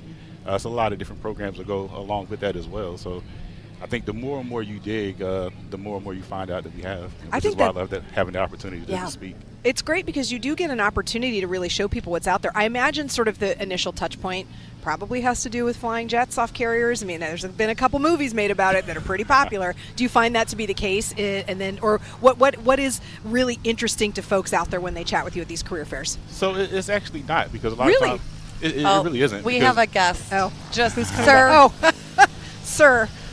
Oh. Sir, we're busy doing an interview here. the star Yeah, of the show. Mwah! I love this for Isn't us. this fun? Isn't that It great? is. It's a lot of fun. A lot of fun. See, oh, taxi cab making my whole day. So I'm surprised to hear that. I really would have thought that it would have been people saying I want to be a fighter pilot. So you do have those who do want to be firefighters, but then you also have folks who are terrified of flying, terrified of heights and all that. So A lot of pilots are, which is interesting to me.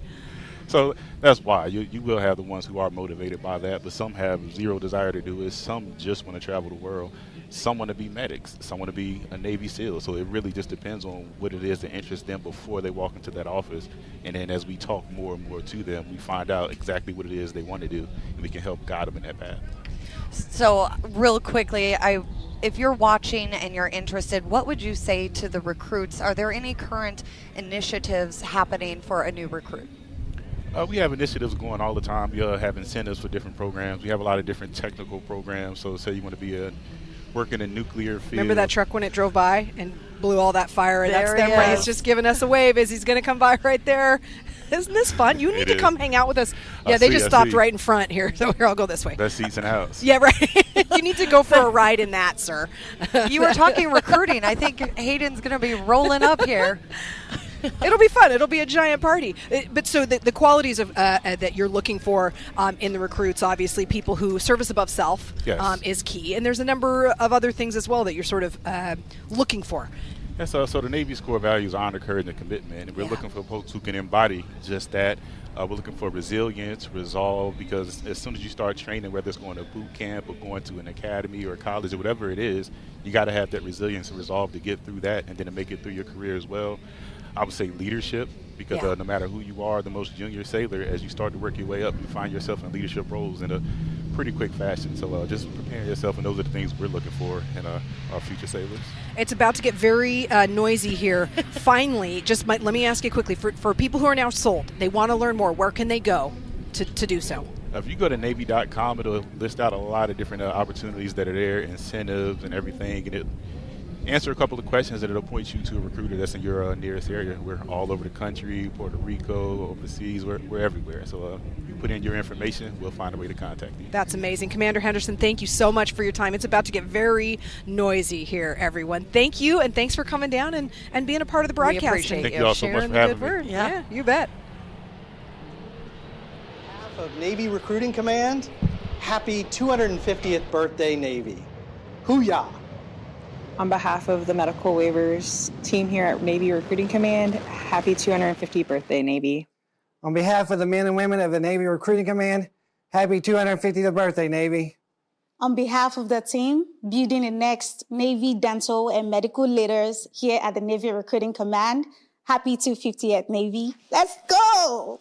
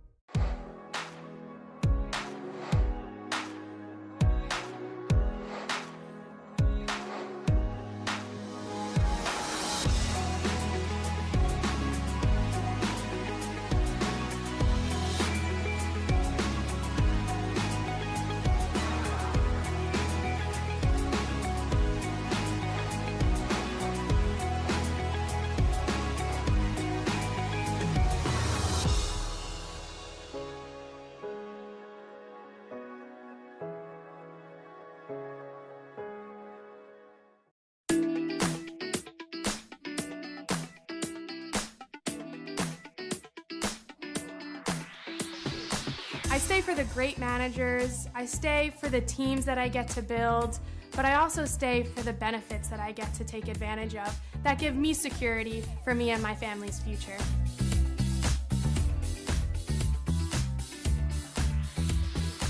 We serve some of the best customers in the whole wide world. We serve our active duty military, our retirees, and their families.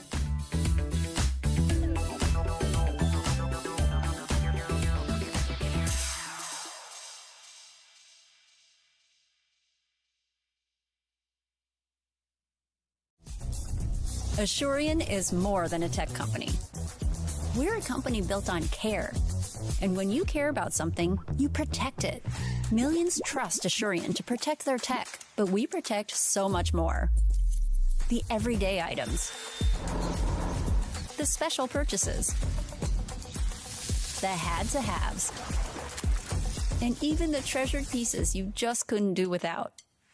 It's our nearly 300 million customers, 19,000 employees, countless products protected, repaired, and replaced that all add up to a whole lot of care. Because if you love it, we'll protect it.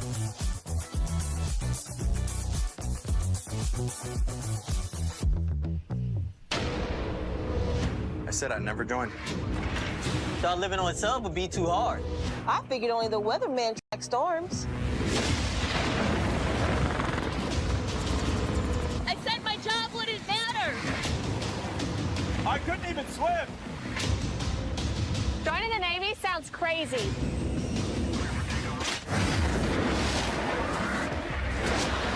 Saying never actually is. People keep on asking me, do the Ultra Open earbuds stay on?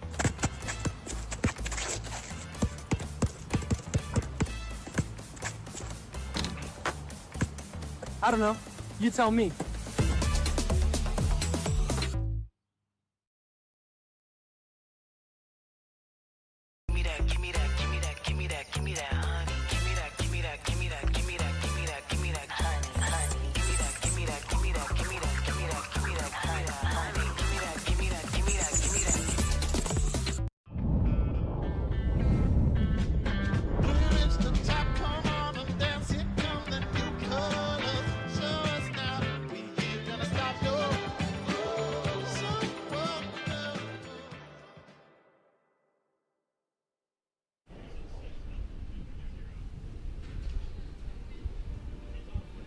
Welcome back, everyone.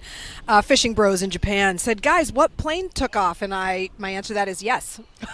Many of them did. Lots of Hornets up there, some surveillance airplanes as well. But right now it's about to get very loud out here at NAS Oceana. Oh.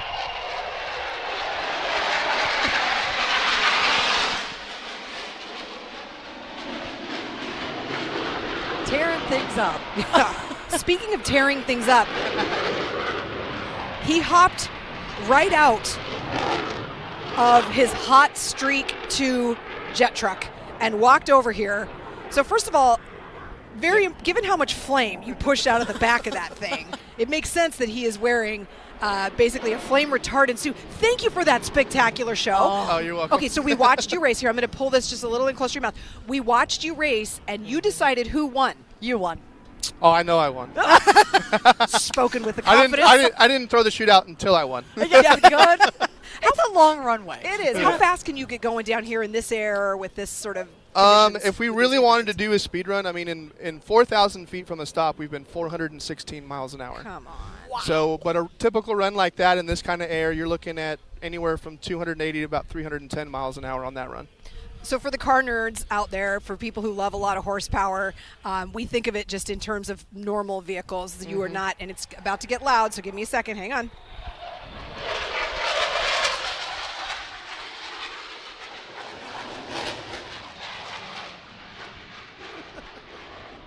Gotta love it. Well, I do too. That's freedom right there. We'll work the sound of freedom. We will work on getting some picture-in-picture so you understand why we keep doing this, but there's a bunch of Hornets in the sky behind us right now. Talk to me about sort of horsepower, pound-feet of torque. Give me just some sexy statistics so folks understand what that acceleration's all about. Right, so it's essentially it's thrust. We make about 13,000 pounds of thrust. If you try to equate it to horsepower, it's about 25,000. but we're not driving a tire like a normal, high horsepower car. Yeah. We're just using exhaust pressure like a fighter does to move the truck. See, that's what you did. That was Yeah. us. So That the was truck will Notch. do like, a lot of like supercars, whatever, like 0 to 60 miles an hour. They're in the, low twos now with the, the big supercars, but we're about 1.3 seconds to 60, but Jiminy we're Christmas. 0 to 210 in 7.5. Wow. I love that. Hayden, just for those seeing you, it's exciting every single time. What do you take away every time you step out? You had the It's biggest the smile crowd. on your face. It's the crowd. The crowd just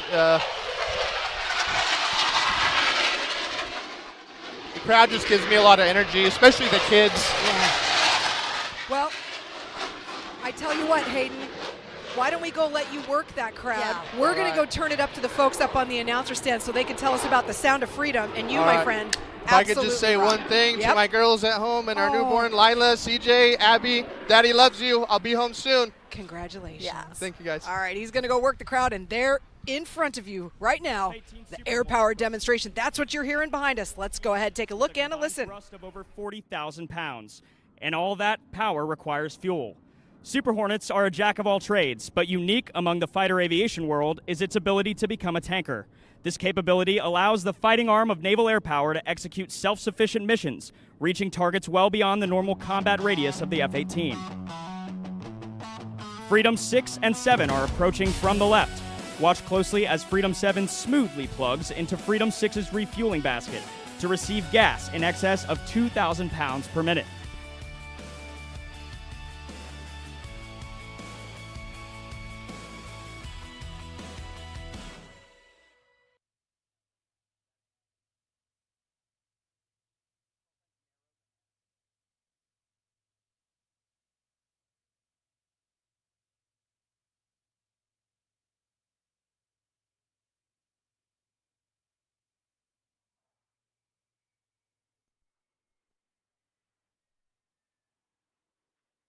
Ladies and gentlemen, the in-flight refueling demo.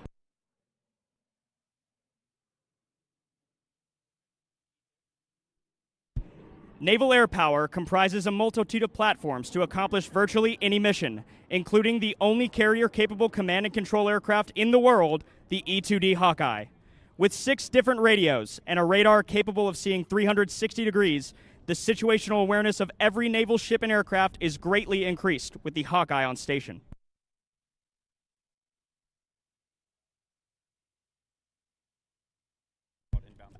Ladies and gentlemen, from your right, the E-2D Hawkeye, flown by VAW 126, call sign closeout.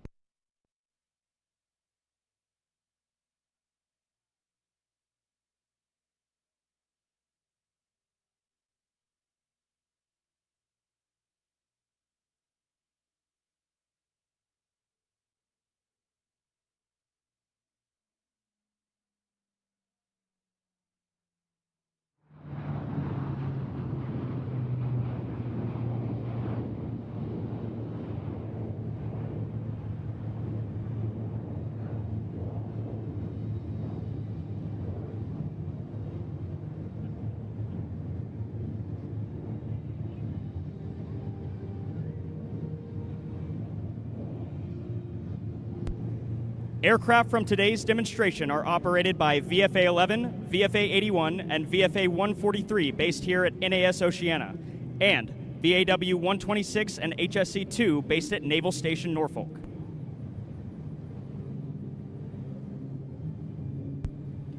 A crucial piece of naval air power is the versatility of the MH-60 Seahawk and its mission sets of anti-ship and anti-submarine operations, vertical replenishment, search and rescue, and special operations support.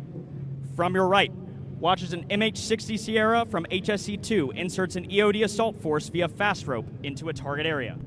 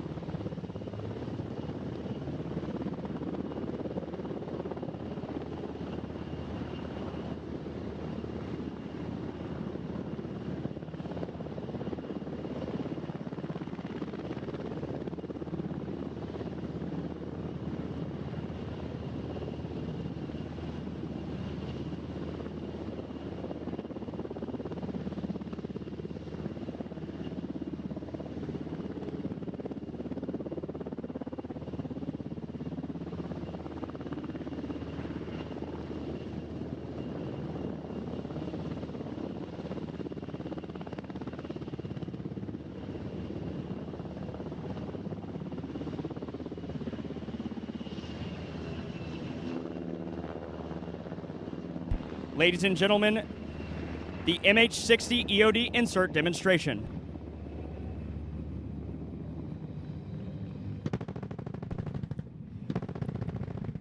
The assault force is taking fire from enemy troops in the area. Let's listen in as they coordinate close air support from F-18s on station nearby. Freedom 2, this is Savage 01. Troops in contact. This will be a Type 1 bomb on target. 20 Mike SIMO engagement. Abbreviated 9-line to follow. Lines 1 through 3 from present position. Lines 4 through 6 from your sensor. No mark. Friendlies 100 meters south. Egress back to the overhead. This will be danger close, TOT immediate.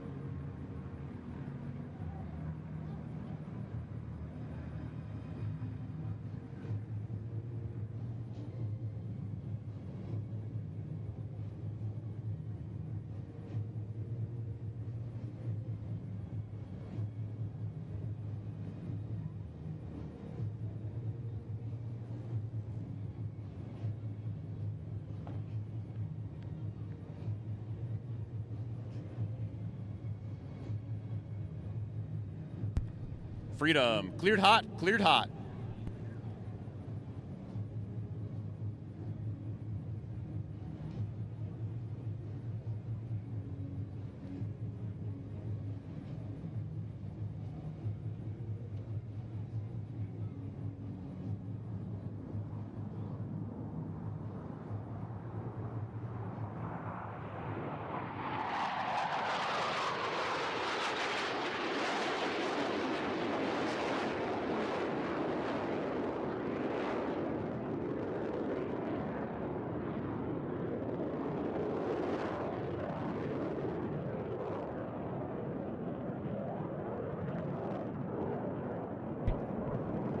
Freedom 2 and 3's gun strafe employment pushed the enemy forces back, but another attack is needed to ensure the EOD force can exfil the area safely.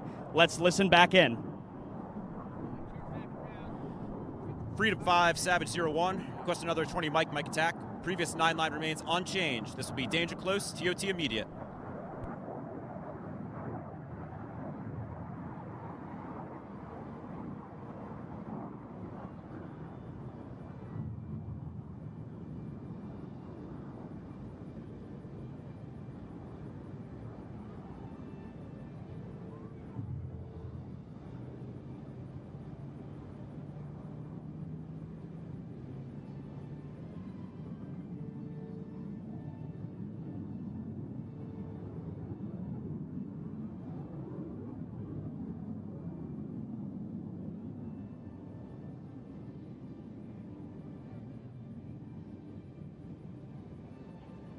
Freedom, cleared hot, cleared hot.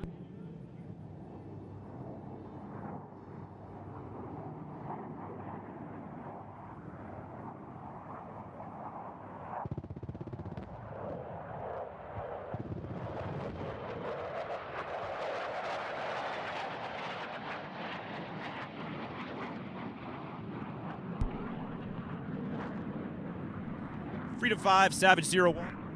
Request immediate reattack from you and Freedom 4 with Mark 82 bombs. Same 9-line, danger close.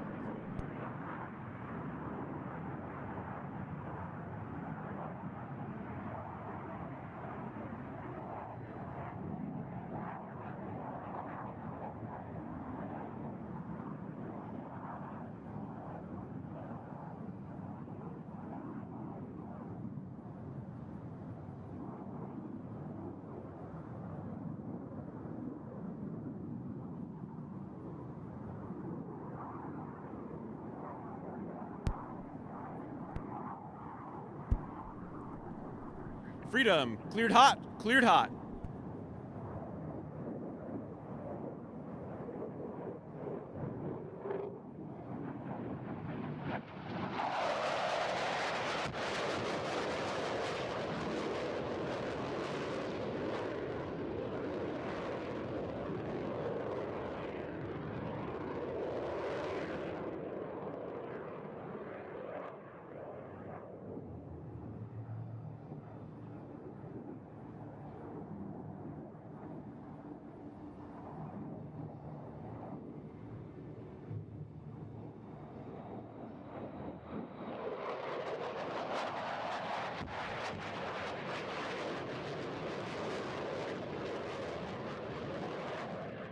F-18s on station executed multiple gun and bomb attacks to eliminate the enemy element, but the assault force wants one last show of naval air power to deter any other engagement.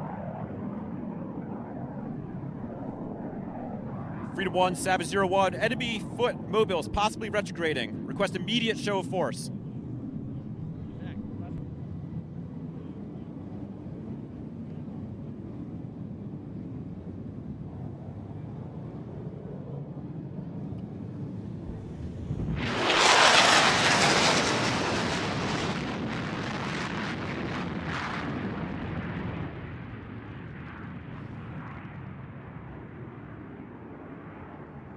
Ladies and gentlemen, the close air support and show of force demonstration.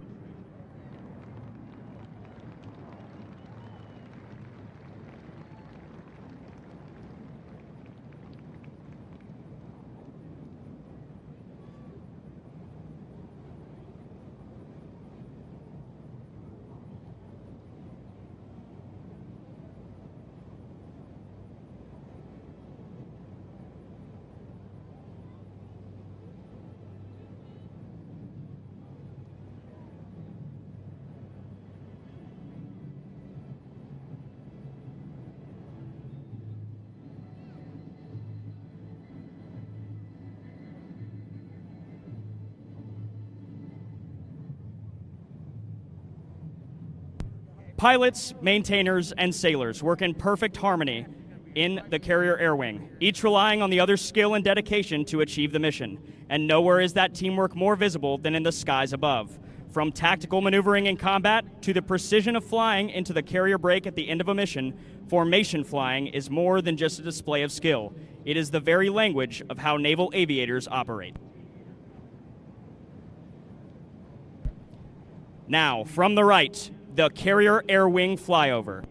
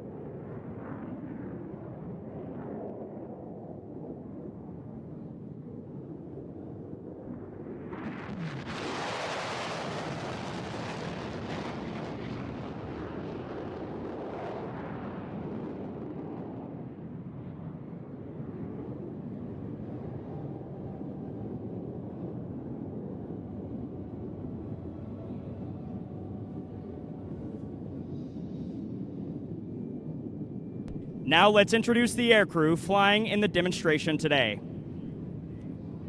Freedom 1, flown by Lieutenant Commander Marty Wilson, call sign Grouse, and Lieutenant Commander Callan Beldine, call sign Stormy.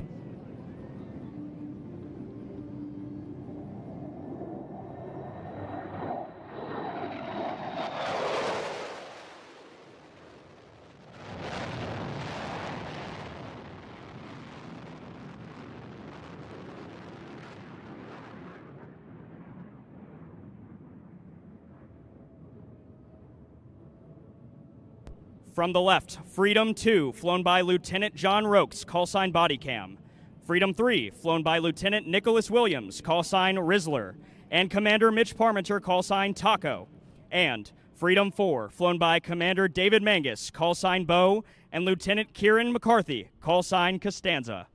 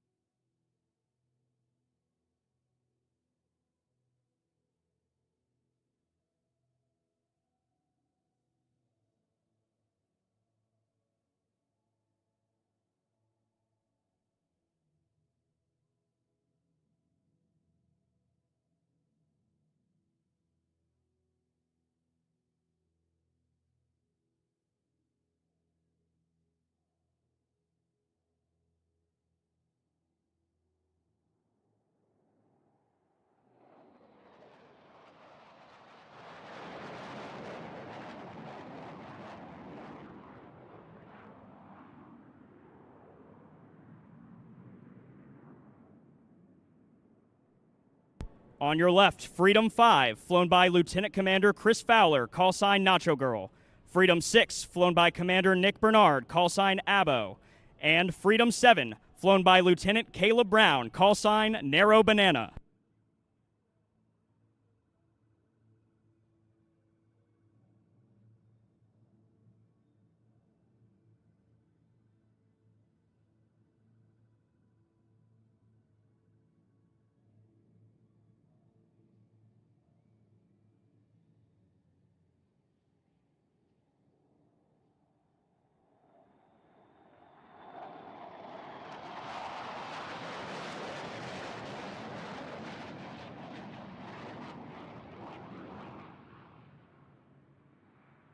And finally, Closeout, flown by Lieutenant Tyler Bozeman, call sign Durden, Lieutenant Charlie Kiernan, call sign Pottles, and Lieutenant Bradley Davison, call sign Dadley.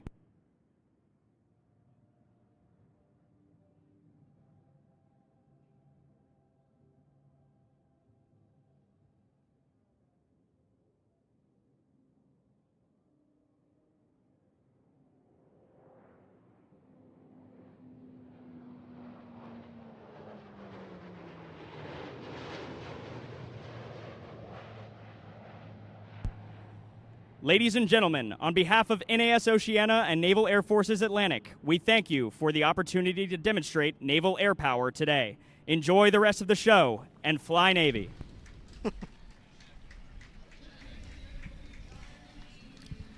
Well, that was outstanding to see, and I have to tell you, I was walking back on the set looking at that formation, those 6 Super Hornets flanked right there by the airplane you see in front of you, and I was with my friend, and he looked up and he said to me, Brittany, that looks pretty good. And you know, he knows what he's talking about, because joining us on set right now is Lieutenant Commander Julius Callsign Whiskers Bratton, Blue Angel 765, as we like to say. Julius Whiskers, I'm so glad you're here with us today. Thank you for stopping by and saying hi to everybody. What a treat. Absolutely. One, I'm stoked to be here. Like, this is a catch-up and reunion for me. Yeah. And it does my heart so much joy to be on the other side and not have to be on, not have to be well-rested, hydrated, very much focused. I can show up in a very tight flight suit. Right. It's just, we all know it. You're in a T-shirt. We were joking about this. You're selling merch at a tent. Do people recognize you? Absolutely. I've had a few people come up and, recognize me either from the documentary or having seen me perform in shows. And I feel like I'm trying to throw people off with the mustache, but they're still hot on my trail. We want to know what you're up to. Brittany and I were both talking about this. What are you up to these days? So back in the fleet right now, my role is as a department head. So there's 4 departments in a squadron: operations, maintenance, administration, and safety. So we'll rotate through all those jobs, trying to get a full understanding of how a squadron runs and operates. So that's what I'm doing. Can you tell us a little bit more about this base and the setup? It's not being military. My husband's military. It's always confusing to me, and we see the different hangars and the different names. Can you walk us through a little bit about that? This space is big. It's huge. So Naval Air Station Oceana is the East Coast Master Jet Base. We have a Master Jet Base here and a Master Jet Base in Lemoore, California. So this is it for the East Coast here in Virginia Beach. And As far as the total number of squadrons, I don't have that number off the top of my head, but quite a few. There's a lot. And we get a lot of training done here off the eastern coast. Last year when I was here, I made a comment to the effect of just one single squadron here of Hornets is effectively the entire country of Canada's Hornets. Really, they're almost par for par, and that's we're right in the ballpark there. And so I think it just goes to show, and that's one of many squadrons that are here. Now that you've stepped back out of the blue and gold jet and back into a gray jet, what was that transition like for you? You now see the team with a clarity that's 20/20. Hindsight always is. What's it like?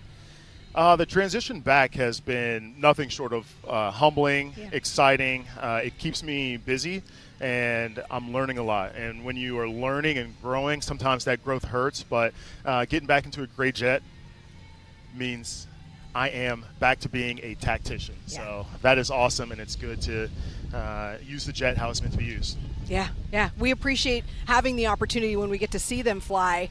But even something as simple as I was talking to Stalin, Amanda Lee, about this, even how you start the jet is so different. It's choreographed, right? When you're on the Blues, everyone has to figure out how their canopies all come down at the same time, and it looks so prescribed. And then you go back to military flying off an aircraft carrier, and it's like, oh yeah, here we go. It's go time. Yeah. It's the way we do it.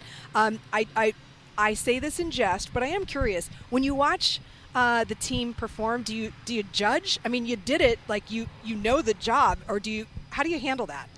So when I watch them now, no matter how they do, it was a beautiful demo. I told them yesterday, no one is going to fly the demo as good as the people in the room, in the seats, in the position right now. So they are the best in the business at doing it, and I'm just super stoked to be able to watch them do it from this perspective.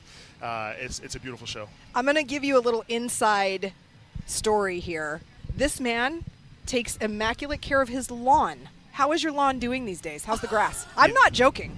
I've got people to take care of it right now. I pay for that. So you fancy. I know. Out of time, and the rental property, if I was there to do it, it would be pristine and immaculate. Like we're talking, the perfect rose. I love it. It brings my heart joy for you to say yes and come on the set and just chat with us for a little bit, and particularly right after this demo.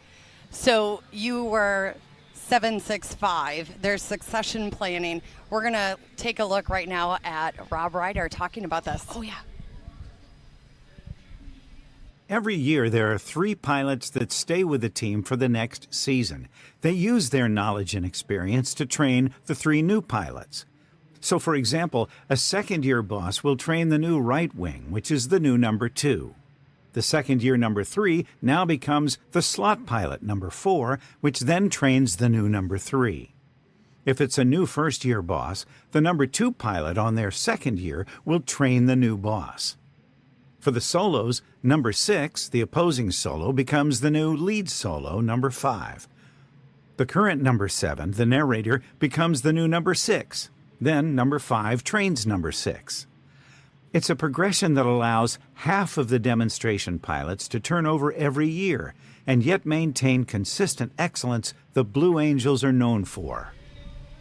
So now that you've had a chance to watch that, which was your favorite 765? It's like picking up your favorite child. I know we got to be careful with this, but which role did you really love? Make no mistake about it, I think everyone will agree with me. Blue Angel number 6 is the best position in the United States Navy and Marine Corps. You're pretty much overpaid to do that job, to be a solo pilot. Yeah. Right. I mean, it's awesome. Your main goal is to fly a safe demo, and that's it. We try and limit the distractions on 6. First year in the demo, high G, high performance. So as long as, they're focused on that, that's it, and it's a good existence. I love seeing the videos of you raging around. They're still out there, and I know for you, the opportunity to sort of step back and out of the limelight as we watch these gray jets coming in right now. Great close-up shot from our camera team out there, bringing us right into the cockpit as they taxi behind us. Wingtips folded up to, well, if they were on the boat, to make a lot of space, and this is the taxi cam, friends. Everyone giving a big wave. Oh, it's so loud, but I love this for me. Yeah, thank you. That's amazing. They're having so much fun. They really are. It's lovely. Just a parade of gray jets. I've never taxied back with my canopy open. That's awesome. Oh, look at it. Wouldn't that be nice? You're like, oh, so much fresh. Well, unless you're in behind. Right. A lot of exhaust. I just thought about that. Guy's not a pilot, obviously. Hey, yeah. I know. Our camera angles are so great, but they are giving us a wave when they make note of us down here, which is just fantastic. I love that. Whiskers, we call this taxi cam, and we actually brief it in the pilot briefing in the morning. We tell them that if they see our lights in our set and they give us a wave, we've got cameras trained on them, and so it's a chance to give a wave to all the folks watching us. Hi! I just did a Brittany hi. Hi! We've got folks watching from Japan, Ramstein, her husband, and others. Brazil. Wow. I mean, this is a global broadcast right now, so there's a lot of folks checking it out. No pressure, Whiskers. Yeah. I didn't tell you that till we were like 3/4 of the way through this. Yeah, no, this is awesome. Wow.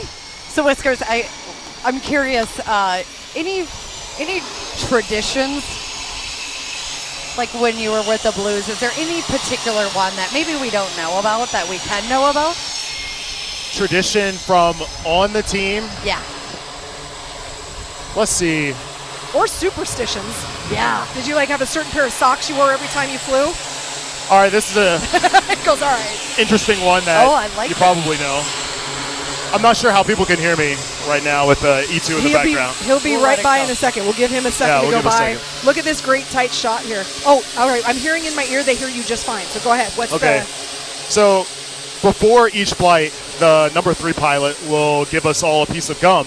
And that's kind of tradition now, and also maybe even superstition. So if you don't accept that gum and chew that gum during the demo, you're not going to feel on, or you might be a little off. So the gum, I think, is to distract us just enough from the pain of flying with the spring and being in the fulcrum and a very isometric position for a long time. So we chew that gum, it distracts us enough, and that's routine, tradition, superstition, all the above. And you see it in the videos. You do. Now I know. This was actually a question that came up from Jan in Baton Rouge. She asked if there were some traditions like dumping water on a pilot after their first carrier landing. Okay, fleet traditions. Let's see what, I think Shirani might be. Yeah, Shirani's answering this. There's no real tradition other than welcome, you're now a naval aviator. You have officially, become part of the tailhook community. Once you take that first draft, it is exhilarating. It's overwhelming. It's a flood of emotions. No real celebration or ceremony, but just kind of that pride in being able to land on a ship is. I know everyone says it, but up above, you're like, I gotta land on that thing. It's a postage stamp. And you're like, holy crap, let's do this. And as soon as you do it, you're like, yup, that is the craziest thing I've ever done. How interesting, too. That was no pro. Evan Levinesque there. That was some of his cockpit footage. So, Evan, if you're watching, hi, nice to see you. And Shirani, what was your first carrier landing like?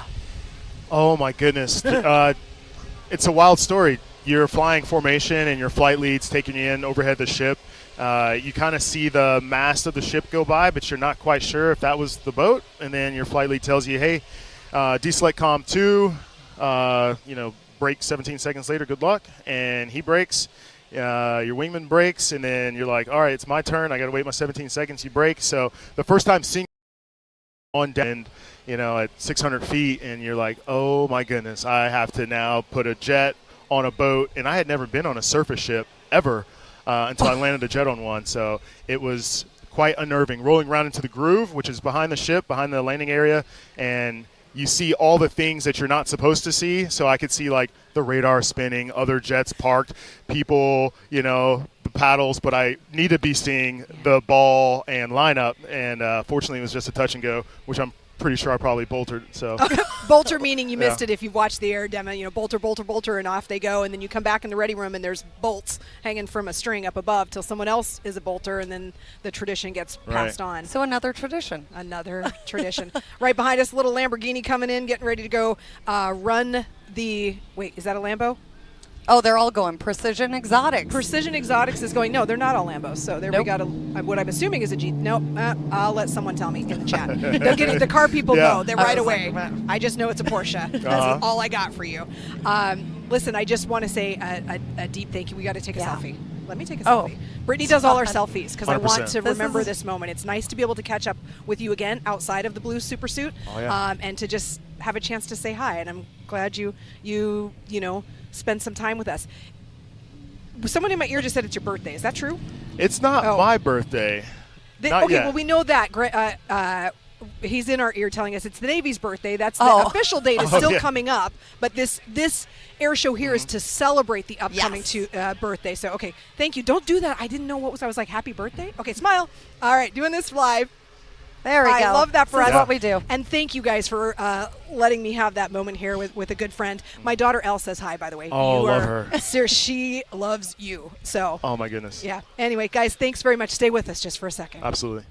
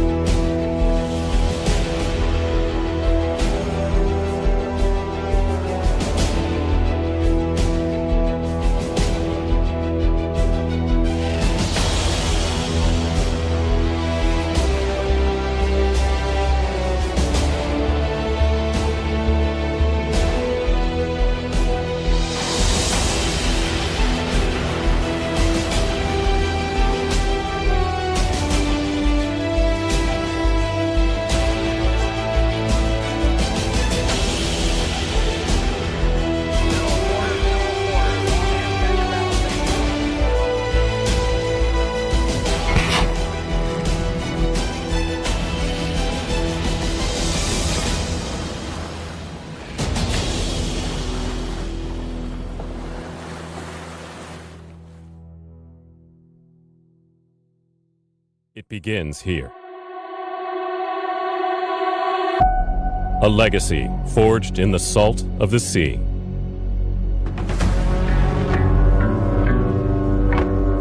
Hulls that once withstood the weight of war.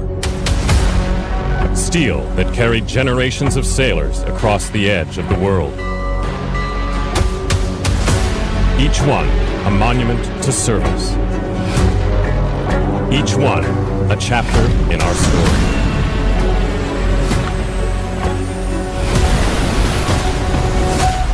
It all began in Philadelphia, not with steel, but with vision. Here, the Navy was imagined and then made real. What started as a handful of ships became a global force to be reckoned. Today, that force stretches across every ocean, above, below, beyond. From warships, aircraft launch and dominate the skies. Beneath the waves, silent hunters move undetected, ready to strike at a moment's notice. Beyond sight, satellites and cyber warriors protect domains unseen.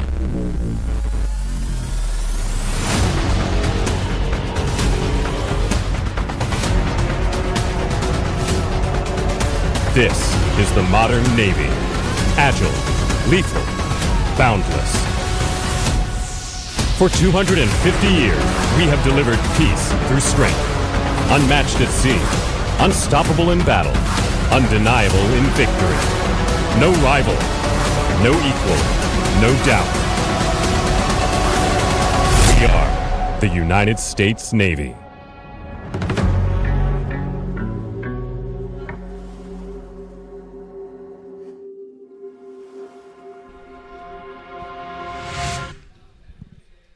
And welcome back, Look at the crowd. So many people out here at Naval Air Station Oceana, and I'm still beaming from an opportunity to talk to my good friend Whiskers. Yeah, just really nice to see people come full circle. Last year we had Cheese on the set with us. Yep. So it's just nice to have a chance to connect with old friends. We are a family in this air show industry, and that's been a joy. That's what we've been seeing, and it was funny as Whiskers was leaving, we were taking the selfie here. He's like, sometimes I wish that I took more photos with everyone, and it's fun to think about. I know I have some selfies with him, especially when he was the narrator.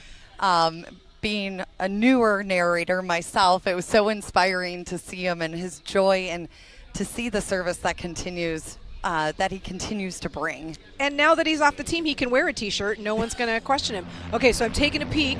Redline has just taken off, which indicates to me they will be an air start today, as you were talking about earlier, which means their aerobatic demonstration for us will actually start in the air as opposed to something that begins on the ground. Different performers do it differently just based on the competencies of their airframes and how quickly they can get up and start putting on a show for us. And sometimes it's also a timing issue. Things obviously quicker when they're already ready to go and can just drop in.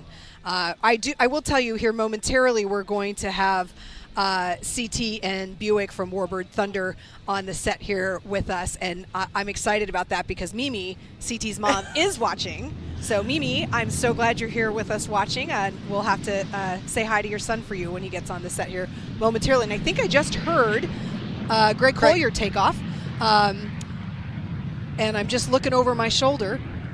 Yeah, there he goes. Beautiful. The T-33 taking off right now. So exciting as we continue the air show, having a lot of fun. Greg joining us. I'm curious, so this morning in brief, we were pushing where to find us live because so many of our air show friends and family can't always physically be here. We're in a million places. A million. So what we did, we have to share this funny story. What we did is we had our own slide during brief. And, being a little techie, we thought we're going to put a big QR code on our slide so that way it goes directly to this link that you're watching all of us on. And we encouraged everyone to take a picture of it and share it with their friends, family, on their social media. This is the pilot safety brief where your cell phones are supposed to be turned off and silent. This is an important thing to know. So cell phones are silent. There's also a tradition that if noise is made that you have to pay $20. So Greg clicks on the link and all our music starts playing in the middle of the brief, and he just went, okay. Celebrity Air Boss Wayne Boggs said, okay, you can leave a 20 on the podium when you leave, but guess what? The link worked. You're watching us now from all over the place, and you can see right there the gorgeous T-33 taking off. Greg, very, very experienced in that particular airframe. We'll be telling you more about what he does, call sign Wired, and just a pilot who both offers training to various military bases as well as flying in air shows under the AceMaker brand. AceMaker was something he actually received International Council of Air Show recognition for because it enabled multiple pilots to fly multiple jets in this configuration. Really genius. Look at that. Smoke on. Here we go. So the founder and owner of AceMaker Aviation and native Californian Gregory callsign Wired Collier took his first flight at the age of 7 in a Cessna 182 with Dr. Lee Schaller out of Sonoma, California, bringing the T-33 here to us. He's been hooked ever since. Greg has been flying for over 4 decades after earning that license in 1982 while serving the U.S. Army from 1982 to 1987. After leaving the service, he worked keeping the skies safe for 27 years with the FAA as an air traffic controller. And his passion for flying has never left him as he continued to fly as a hobby and occasional air show flying, a Beech T-34 mentor until he imported the Russian L-29 Delphin jet in 2003. Now I want to tell you a little bit more about the Lockheed T-33 we call the Shooting Star. And you can see the smoke vastly different than the other smoke we've seen. This is a 2-seat single-engine jet trainer. And it was the first operational U.S. jet fighter, first flown on March 22nd, 1948. It was designed by the legendary Clarence Kelly Johnson of Lockheed's Skunk Works, the same mind behind the U-2. Oh, yeah, U-2. Brittany jumped. Oh my gosh. You literally said I wrote a note to coming. her. I just didn't know when. You can feel the power. Oh. We are having some fun here on set. Again, as Greg continues to fly the incredible T-33, we have a couple guests with us, Steph. Now that the pyro's here and I'm completely awake. Calm me down. We've got Buick with us and we've got CT. We talked about them at length from Warbird Thunder. Obviously, gentlemen, I saw a big smile on your face when you saw Wired take off there. It is a family. We will be picture in picture, so we're watching him fly while we're talking to you. Your mom says hi. She's always watching. You can't get away. Moms are always watching. Hey, what was it like up there today? We saw the canopies open per usual. Nice breeze, keeping you cool. Beautiful, beautiful. So clear. You can see we went down the beach line over the strip down there, and you could see the crowd from all the way up there. It's Really? amazing. Huge crowds. Yes. Yes. Huge You crowds. smoked us out down here. You did. Yes. And It was awesome. We had a whole discussion online about what is in the smoke. Tell me a little bit about what that is, because we were going to settle it, and I didn't want to get it wrong, so I left it up to the group chat. It's mostly water vapor, actually. So Okay. it's a very thin paraffin oil. It's almost, if you were to rub it in your fingers, it's got the consistency of baby oil. But being a reciprocating engine, you inject that smoke in the hottest, wettest part of the exhaust. So it's very little smoke oil that goes in that actually volumizes with the water vapor. So most of what you're seeing is actually the water vapor. And that's why when you see it dissipate. So if you don't see it dissipate as quickly, it's mainly that's kind of indicative that the humidity's high. Oh, interesting. Thank you for that. Dry air, it'll go away more quickly. Yeah. Well, that's perfect then when you have a heart and it just hangs for a while, It and you're does. like, look at how good that looks. Humid So- love. We let that Yeah. hang on purpose. Yeah. More pyro. Oh, nailed it. Good Look pyro. at that shot. I didn't jump this time. You're so proud of yourself. I'm holding these, and I love this stuff. They're trading cards that the gentlemen here have actually had made. What's it like to get out there and go out and actually talk to the kids in the crowd and sign these cards? And by the way, these aren't signed, gentlemen. I hope you have a Sharpie. We got for me. pens. Okay, good. That's the best part of the whole show. Yeah. Is interacting with the crowds, and it even starts before we walk the line with the crowds. We, as we land, we taxi by. We did a 180 in front of the Blue Angels, and then we Gave taxi us a back. taxi cam wave, which was great. Exactly. So as we're taxiing by, you see the sea of people, and everyone's kind of waving. But every once in a while, you see someone that's doing something distinctive, or they're like, "Look over here! Look over here!" Oh, that was me. Yeah, it usually is. So, I She's love an aggressive waver. I love to find those people and then point at them like, "I see you. You are here. I yeah. recognize Oh. you." And then I mimic what they're doing. If they're doing this or they're doing that or they're waving, and that way they go, "They saw me. They saw me. That's me. That's me." I think the thing is Buick and I as a team, we're both people. Yeah. So you like sharing aviation. We both got very different aviation backgrounds, but But both we've extensive. we've both been around the block. That's what people would say. But we got backgrounds. But we walked down the crowd, and we probably gave away 500 cards on the way down here. But everybody from a 2-year-old that's in a stroller to we just met an officer from the Pakistani Air Force who has come to the United States to become a commercial pilot, and he was asking us questions. Everybody on the spectrum in between they're on the fence. They want the card. We're taking pictures. We're signing autographs. So we're sharing our enthusiasm for aviation, and hopefully that catches on with somebody that's out there. We're very aware of the interest and the diversity of the crowd, both in ages and amount of interest. Some just want to be around it. Some want to fly. So because we're both products, I know I am, of going to an air show, seeing the Blue Angels flying F4s or A4s earlier on. I'm a little bit older. and then later the F-18s. But I remember my father would sometimes take me to an air show and drop me off and said, "What time show? I'll see you then." Yeah, that's what we And did that with is- kids back then, too. Oh, It was very right, exactly. You feral could. children. I love that. I've been coming to the Oceana Air Show since I was 4 years old. Are you serious? My dad was a 32-year Navy officer, and I spent the majority of my childhood. People's like, "Oh, your dad was in the Navy. You must have moved." moved here when I was 2, and I pretty much have been here since. So I grew up coming to the Oceana Air Show. One year my dad actually ran the Naval Air Station Norfolk Air Show. That was his job for the year, getting that ready to go. But grew up coming here, and like Buick said, I'm a few years younger than Buick, but I remember the A4s flying, and then when they switched to the F-18s, and I think it's really exciting for both of us, the fact that we're on the other side of the fence now, kind of giving back that enthusiasm for aviation. So we have the T-33 here. I said this earlier. You both have flown many different types of aircraft. Look at Wired go by. Beautiful. Tell us what your favorite aircraft is to fly. My dad had a 1947 Blanca Cruiser, and that was mine. Yep.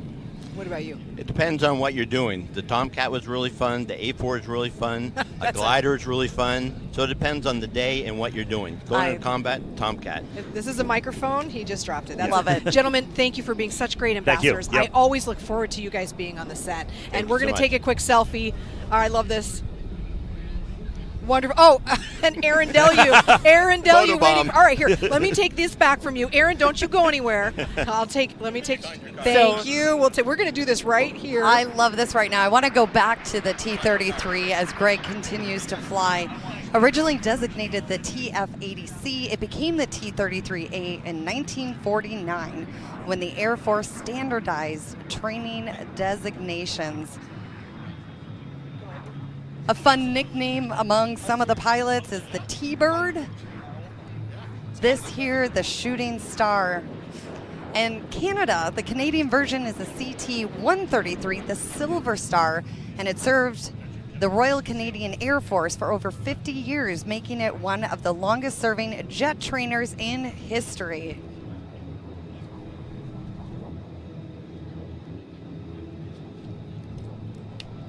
Greg doing a great job. The profile on the T-33 is just unremarkable to see. The design, one Allison J-33 turbojet producing 5,400 pounds of thrust in later models. Again, a crew of 2 with a student pilot in front and an instructor behind. The range of over 1,200 miles and a ceiling up to 48,000 feet. Besides flying shows for Greg and the T-Bird, so many other things. He does, having fun going all the way down right behind the Blues, showing the profile in a 4-point hesitation roll.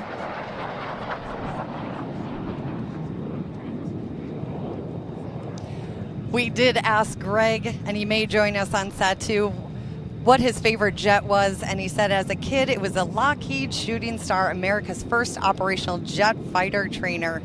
And in 2007, he flew with his friend in one of those T-33s, and having felt like he had been flying it all his life, he knew that he would have to have one, and he set his sight on getting this right here, the T-33 Shooting Star.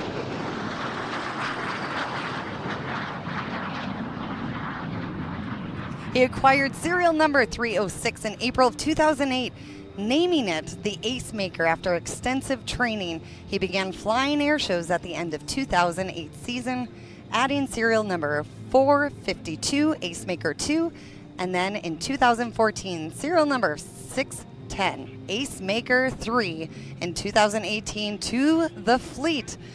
Boy, I would sure say, as a kid, which so many of us are watching here, and the kids in person are probably going to do something very similar to what Greg did and say, that was my favorite airplane, somehow get the opportunity to fly in it. And then here now, Greg has a whole fleet of them.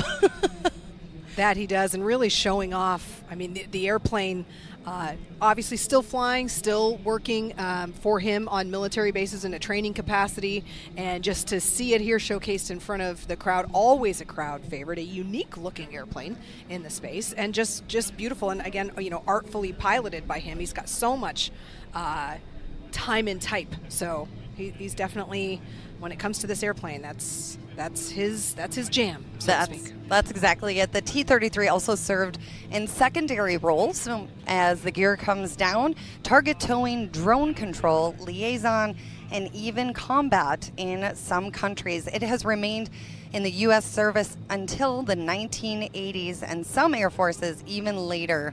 Bolivia officially retired its T-33 fleet in 2017, so it has a long-standing history.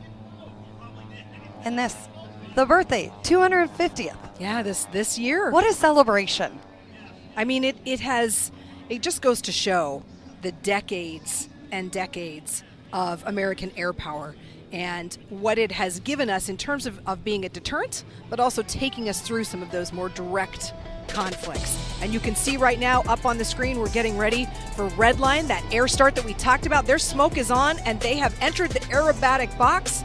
You will see them here right in front of Show Center, father and son team, and two outstanding gentlemen in the space.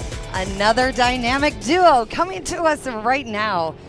Two-man formation team, as Steph said, father and son fly the adrenaline-rushing day performance, but not only during the day, Steph, they also fly at night. Seeing Ken, the father, actually put pyro all over his airplane and just get out there and have a rip, snorting good time and entertain and dazzle the crowds. Coming in low right there, speaking of that coming down to surface, that surface waiver in effect for him because he is such an experienced and accomplished pilot flying an airplane that's very fun to fly. And the airplane that you're talking about, the Vans RV-8, a two-seat tandem aircraft, extremely versatile, and they're around 14,000. There we go. OB onboard images right now. What a great perspective. That is the view from the pilot. I have to, is that Austin or is that Ken? I can't tell from the back of their neck. We're going to have to label them with a Sharpie. Be like, hey, just put this sticker on the back of your helmet. We'll see you live when you fly. Look at that right there. Did you see that cross? Yeah. That is coming to us again. Patriot Productions, Greg Collier taxiing behind us right now, giving us a wave as he brings the jet in safely on the ground. So the Vans RV-8 is capable of speeds up to 230 miles per hour and can land short as slow as 55 miles per hour, enabling them to access almost any airport. They have plenty of runway here at NAS Oceana. Lots of runway. I suppose a cable, if they could catch it, they could, right? They don't need it. It has 4-hour plus endurance before needing fuel, giving them 700 plus mile range, which is incredible, and it's needed for them because this team goes all over North America, also into Canada. I know one year they had two shows at once. They did one night show at one airport and they did a day show at the other, and they loved it. One of the people working with Mark McGinn at Onboard Images and Patriot Production Group, obviously pulling all this together for us, is a guy by the name of Chris Schneider. And he actually got to go in the back seat of one of these along with the Viper pilot, demonstration pilot at the time, Toro, for those of you guys who might remember him. And they did sort of mock dogfighting. And Chris told us yesterday out of 3 attempted goes, he lost every time, but he still had a ton of fun. And those airplanes are a lot more fun. Oh, coming up behind us for a taxi cam. If we have the chance, we might see Greg. He's coming in right behind us, an ace maker. You can certainly hear him if nothing else. That's a high-speed taxi, my friend. Gotta love it. Gotta love it. They are having so much fun here. I love being able to see the viewpoint, the vantage point right now of what they're looking at. You can see formation flying keyed in on the lead right there. That's all he's looking at. Not looking forward, it is just following right along. Ken Reeder, born and currently lives in Cincinnati, Ohio area, been flying for 32 years with more than 10,000 flying hours and a former corporate and airline pilot. Ken is a multi-engine instructor in land and seaplanes and is an aerobatic instructor. He's avid on building home builds, and his son right there, Austin Reeder, his wingman, father-son duo. Austin has been flying for 13 years and works full-time the Hammerhead. One of my favorite maneuvers. Now, Steph, I say the Hammerhead is my favorite maneuver because when I first went to an air show, I heard the announcer talk about loops and rolls and other things, and the Hammerhead was one that I remembered, and I could actually see that it formed a hammerhead in the sky, and so it forever ingrained in my brain that that will be my favorite aerobatic maneuver. Now these two gentlemen, they are good friends. They are fun, and they're doing the mirror pass right now. Look at that shot. Flip, flop. One over, and a final roll at the end, the mirror image. And seeing the smoke, and that's really, really cool.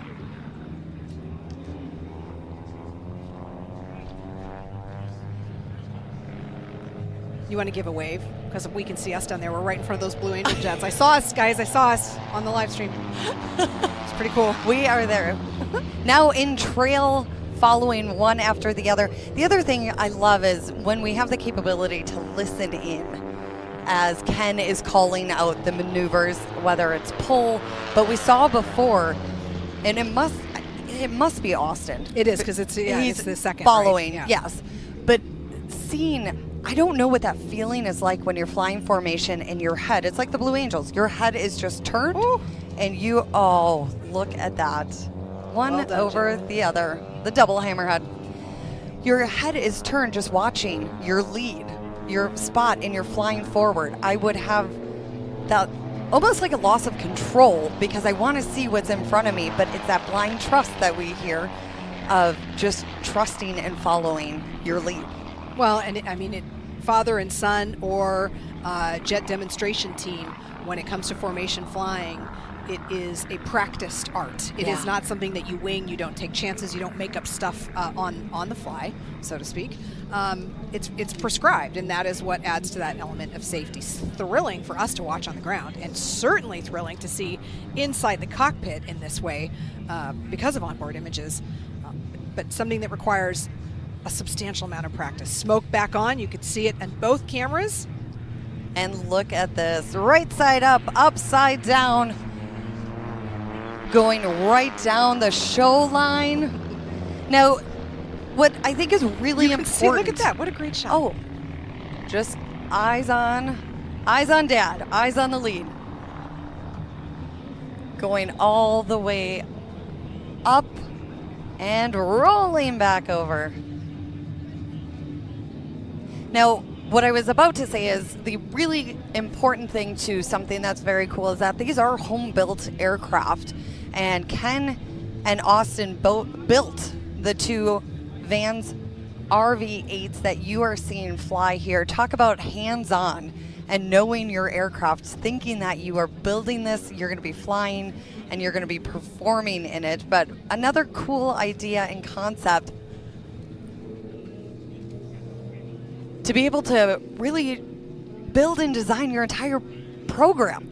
Where Phil is joining us from the UK, watching us from Warwick. I'm glad you're enjoying this, and thank you for being a part of our live stream community, because this is a pretty neat father-son duo. I love them. They're just wonderful people. Jeremy Myers checking in from Texas says hi to the both. Yes, our Jeremy Myers is active Jeremy. in the air show scene. Nancy checking in from Florida. So safe and fun air show, absolutely, and one that is thrilling at the same time. So mission accomplished for us.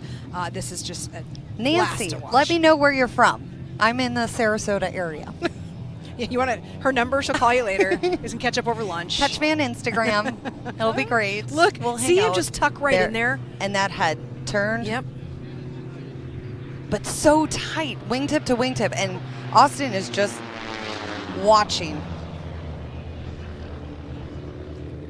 I know we'll have the opportunity to have them join us on set too, and we'll see. They usually have fun with our taxi cab.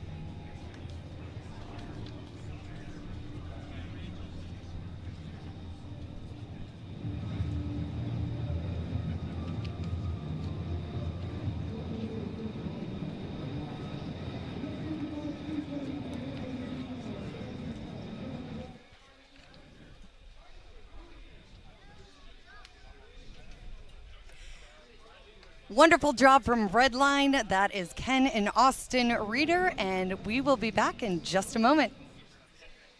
Hi, I'm Rear Admiral Ken Epps, Commander of NAVSUP and Chief of Supply Corps. The NAVSUP and Supply Enterprise could not be prouder of the role we play supporting warfighters across the entire sustainment continuum. So on behalf of the more than 25,000 military and civilian teammates across the globe, happy 250th birthday, Navy.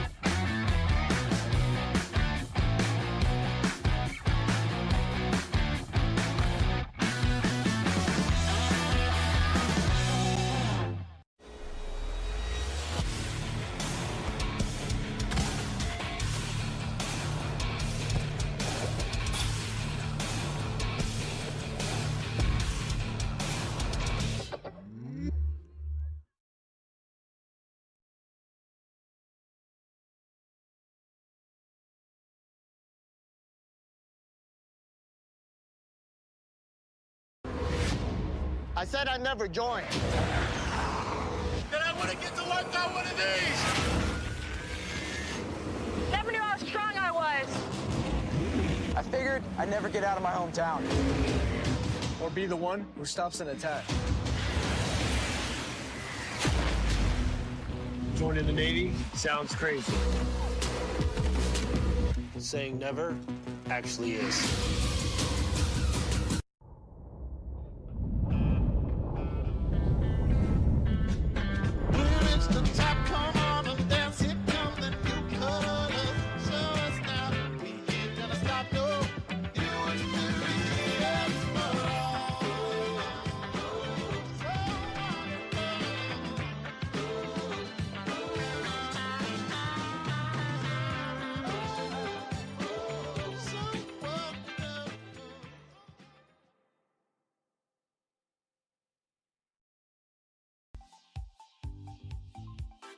I've been here for 32 years. I enjoy talking to the people. I've seen kids grow up. I've seen families move and come back. I've seen lots of retirees.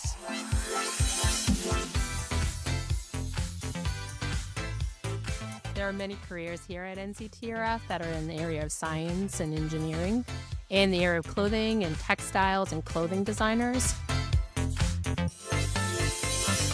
One of the things that's great about retail and the Navy Exchange is all the disciplines and all the career paths that you can go down, whether it's merchandising and buying, planning, logistics, finance, HR, IT, supply chain. We have it all here under one roof.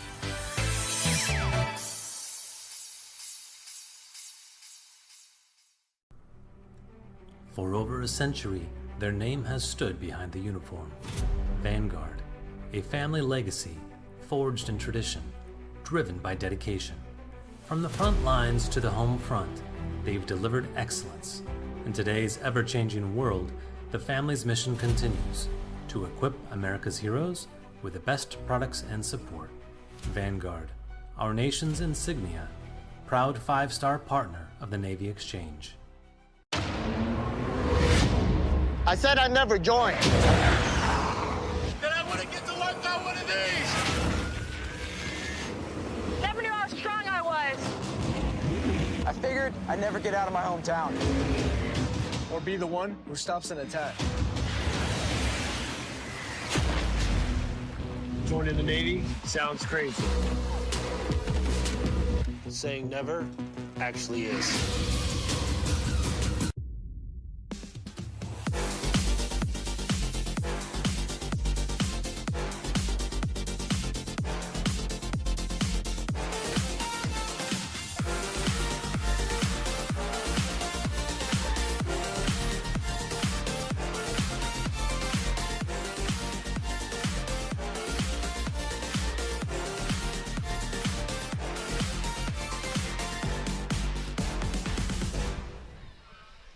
Well, well, well, look at what the Huntsman Spider drug in. We've got our favorite Aaron Deleue joining us now, Aarron, all the way from Australia to the United States of America, flying here at Oceana. How are you?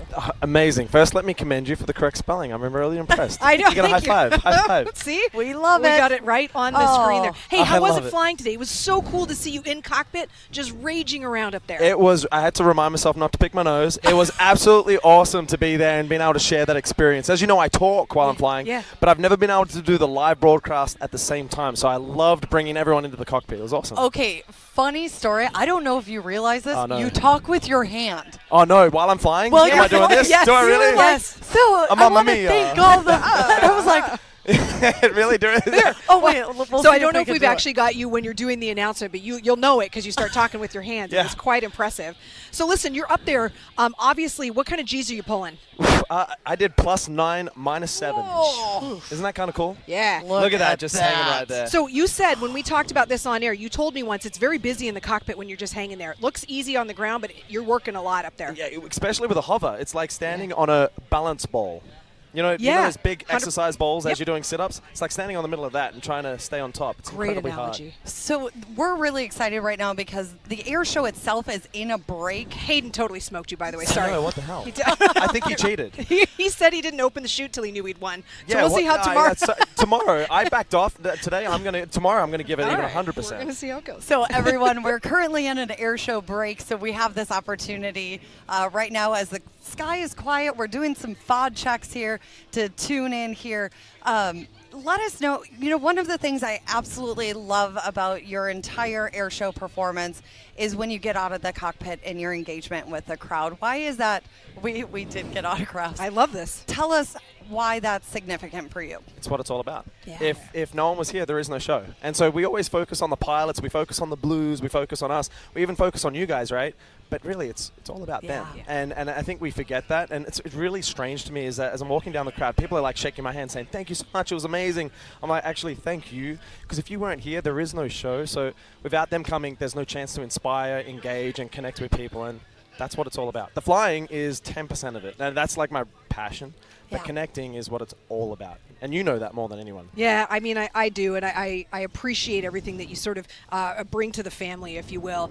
His aerobatic competency speaks volumes about what you see when you watch him change it ever so slightly to an air show routine, but still bring that same amount of precision. People, even like myself, who are not aerobatic pilots, we're overjoyed when we see the quality of that type of flying, and you really make it seamless for us. So thank you for that. And I can hear the announcer for the F-35 team up above getting ready to talk about the demo. So Aaron, it's about to get very loud. I'm going to let you get off that set and get some earplugs in while you go and continue to deliver your hero cards, as we call them, to the crowds. And then I'm going to be watching live Air Show TV. I want to check this out from back there. You So looked it's gonna be really awesome. good. You need to go watch your flying. It was so I want to watch cool. everyone else. It's such an amazing show here. Yeah. Please stay tuned in. We've got some amazing things today and tomorrow, That's right. It's going to tear it And a up. rematch on the race. It's awesome to be working with you Did guys. we get our selfie? Yes. Let's do it. We'll do another one. Come on, Yeah, right now. here we go. This is what we do. And this will be perfect timing because I know that.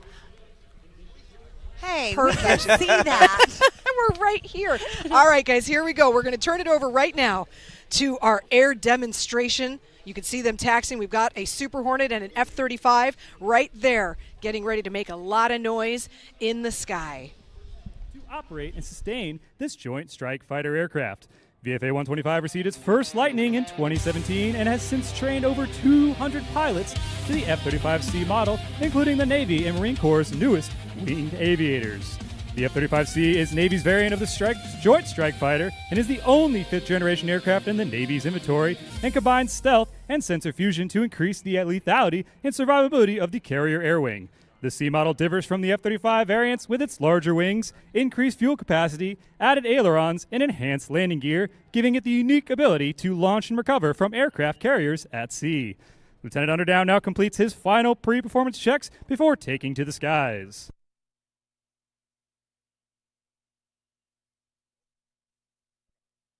And we're ready. From the left, watch as Lieutenant Underdown engages full afterburner, accelerating in front of the crowd and starts near vertical climb. At this power setting, the F-35's Pratt & Whitney motors give an astounding 43,000 pounds of thrust. Ladies and gentlemen, listen to the thunder, and here comes the lightning.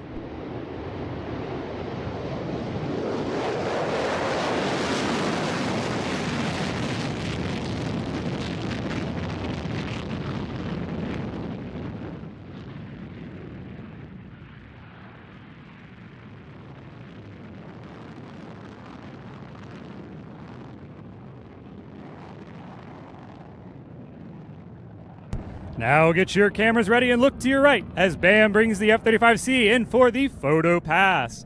Here you will hear and feel the thunder as he passes show center in maximum afterburner. Take note of how smoothly the aircraft cuts through the sky as BAM provides you with this stellar plan view of the incredible stealth fighter.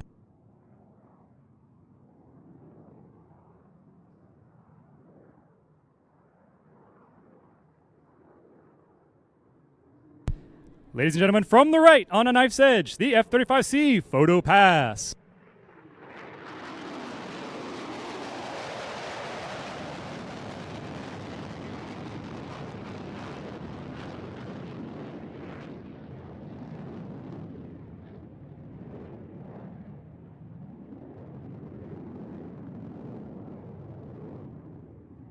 To now demonstrate the agility of the F-35C, Lieutenant Underdown will approach for a tactical pitch. From a speed of 300 miles per hour, BAM will select full afterburner, roll the aircraft into a 45-degree turn, and showcase the F-35's ability to rapidly reposition its nose at slow airspeeds and high angles of attack. He will then climb into the vertical, demonstrating the power of the Lightning II as he accelerates away from the ground. Ladies and gentlemen, from the left, the F-35's tactical pitch.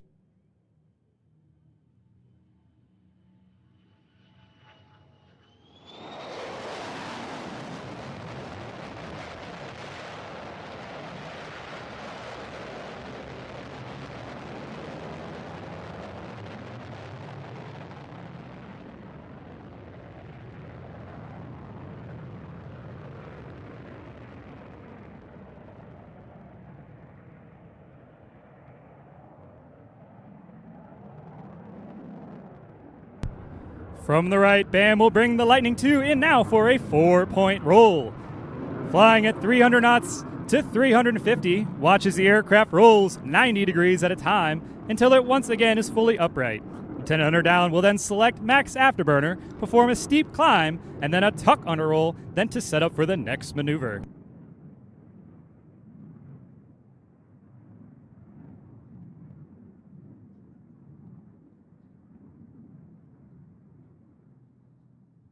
From the right, this is the 4-point roll.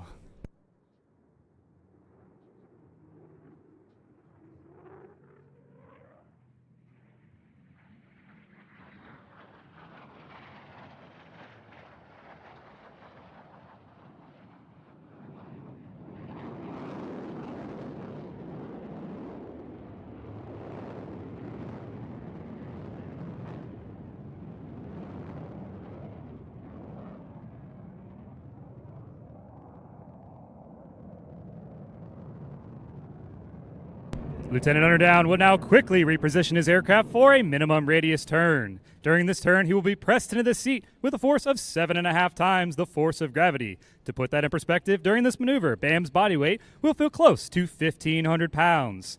During an aerial dogfight, the F-35C can execute extremely tight turns, giving it the ability to rapidly reposition its nose to gain an advantage on the adversary. Ladies and gentlemen, from the left, the miniest radius turn.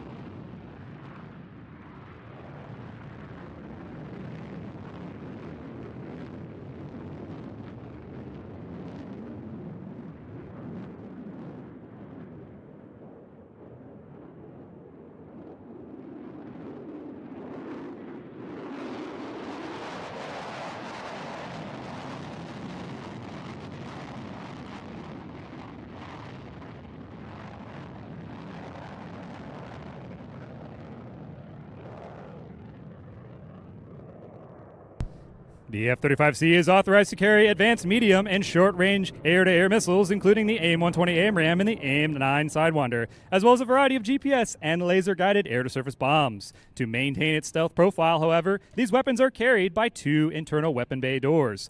As Lieutenant Underdown approaches from the right, he will cycle the weapons bay doors, giving you a rare look of where the bombs and missiles hide from the enemy.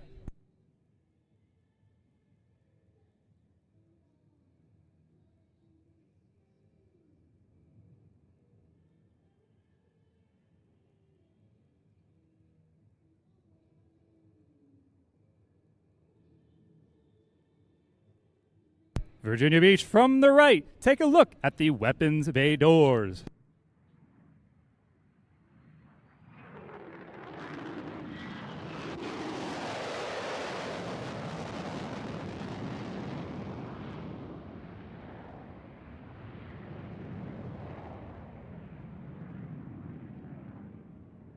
Ladies and gentlemen, several things distinguish us naval aviators from our Air Force counterparts. Most notably, other than being better looking, we are constantly landing aboard a 100,000-ton warship. We will next take a look to your left as BAM brings the F-35C in for a simulated carrier break at 500 feet and 500 knots. The carrier break is how fixed-wing aircraft enter the aircraft carrier landing pattern during anytime operations. After approach to the ship at a high rate of speed and executing a hard turn, BAM will then lower the landing gear and perform his landing checks.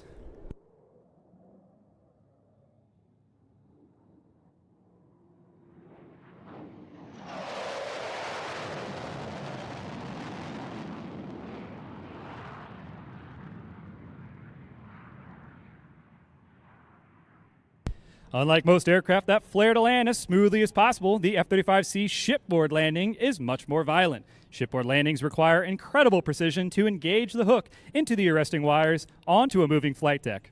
Throughout his career, Lieutenant Underdown has accrued almost 300 arrested landings.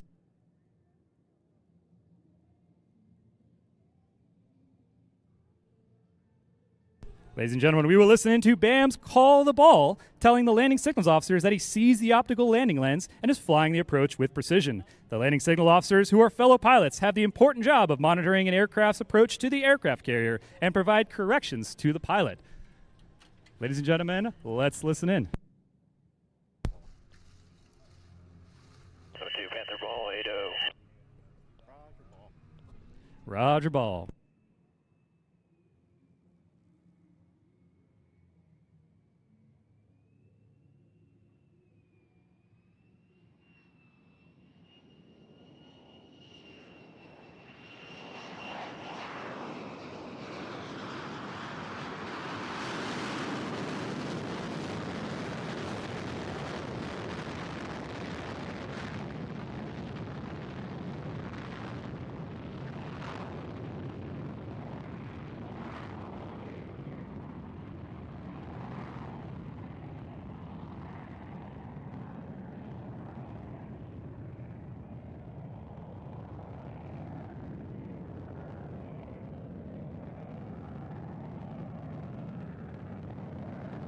BAM is now turning inbound for the High Alpha Pass.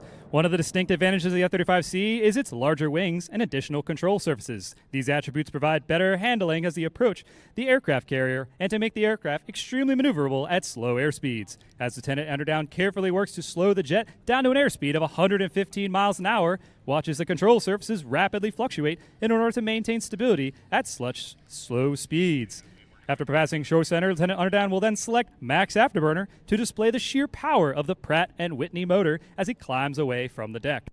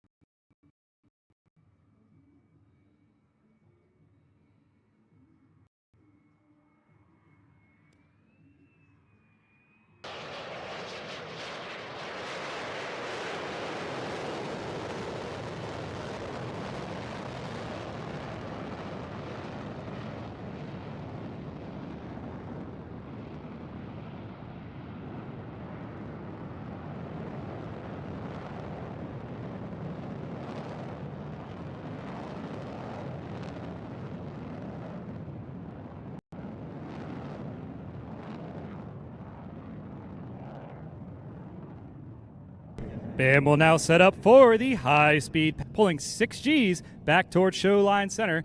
He will perform an approach at 300 feet and 0.95 Mach. You may notice while vapor coming off the aircraft, indicating it is approaching the speed of sound at nearly 750 miles per hour. While the aircraft is capable at speeds much greater than this, Lieutenant Underdown must be careful not to exceed the speed of sound, as the sonic boom could shatter nearby windows. The ability to ingress at low altitudes and high speeds enables the pilot to avoid detection, observe the element of surprise. Ladies and gentlemen, from the left, the high-speed pass.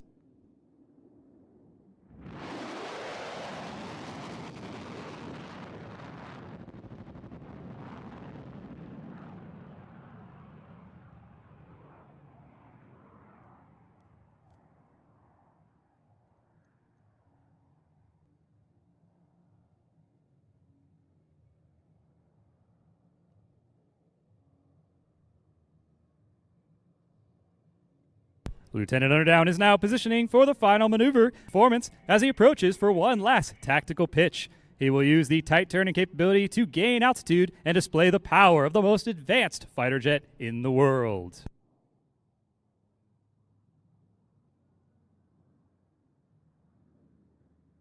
Ladies and gentlemen, from the right, the tactical pitch.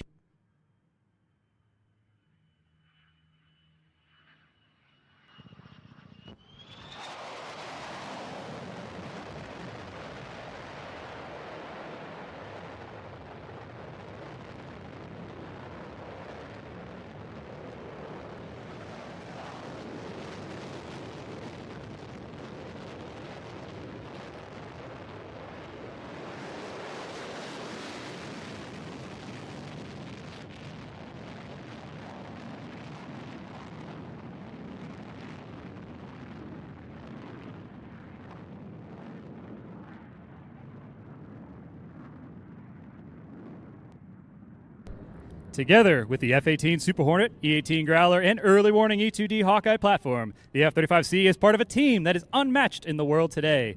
Without support of our professional maintainers, the demonstration to the Navy F-35C demo team would not be possible. Today's F-35 maintenance team is comprised of Chief Ryan Peterson, AT-1 Kevin Cohn, AT-2 Autumn Bermudez, AME-2 Ronnie Garcia, and Airman Britt Carson. The Rough Raiders Squadron 125. Thank you for your support, and you can follow us on our F-35C demo page.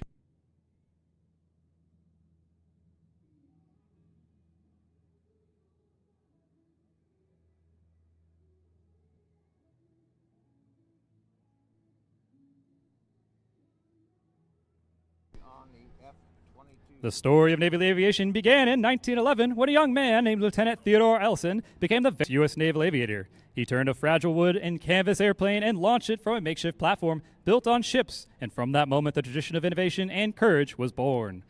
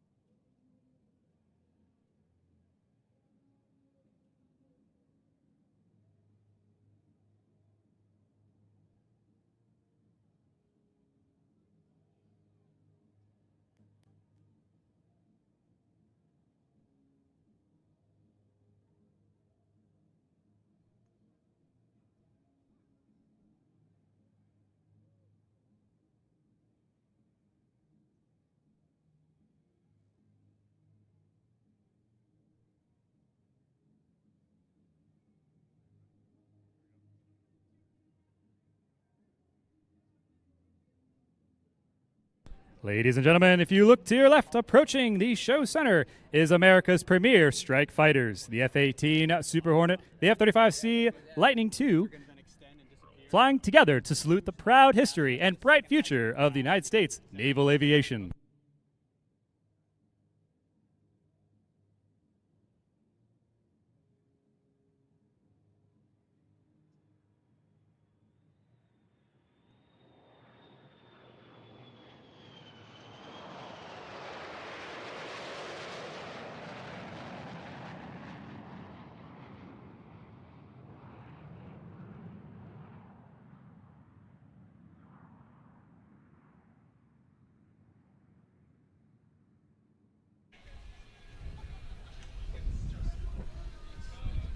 That was fantastic. It never does get old, but boy, does it sure get loud. Hey, Dawn joining us on the live stream. Dawn, thank you for the compliments. Obviously, we try to strike a balance between doing all these amazing interviews and also letting you listen. So we appreciate the nice words, and we're definitely going to try to make sure we squeeze these interviews in so then you can get back to watching the airplanes fly. On that note, speaking of interviews, we have Lieutenant Commander Zach Bauer and Lieutenant Reggie Robitsky. Thank you so much. We saw your demonstration, the search and rescue, and you're part of the C-130. Can you tell us your role during the search and rescue demonstration that we saw earlier today?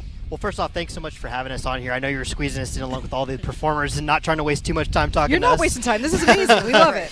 So me and Reggie were the pilots of the C-130, so I was the aircraft commander and Reggie was my co-pilot, but it very much took both of us to perform those maneuvers. It's also something that we just really don't get an opportunity to do much in the Coast Guard, doing these flight demonstrations like this, so we're really honored to be here. Can you tell us, we've been talking, it's the 250th birthday of the Navy, and we've been talking about recruitment and other things. What inspired you to be a part of the Coast Guard? Well, it's actually a really good question. My interest in the Coast Guard almost happened by accident. I was attending an air show, actually, a number of years ago out on the West Coast in Sacramento, and the Coast Guard happened to have a C-130 there as a static display. And I went up and started to talk to the guys because I really didn't know much about the Coast Guard at the time. And they kind of turned me on to it, and I started doing a little bit of research and said, wow, that's actually something I'm interested in. My dad was in the Air Force, so there was a little bit of push to go that way. And I was like, you know what, I think this might serve me a little bit better. I like what they do, so here I am. And Reggie, they're coming right overhead. Hang on one quick sec. Let's take a listen.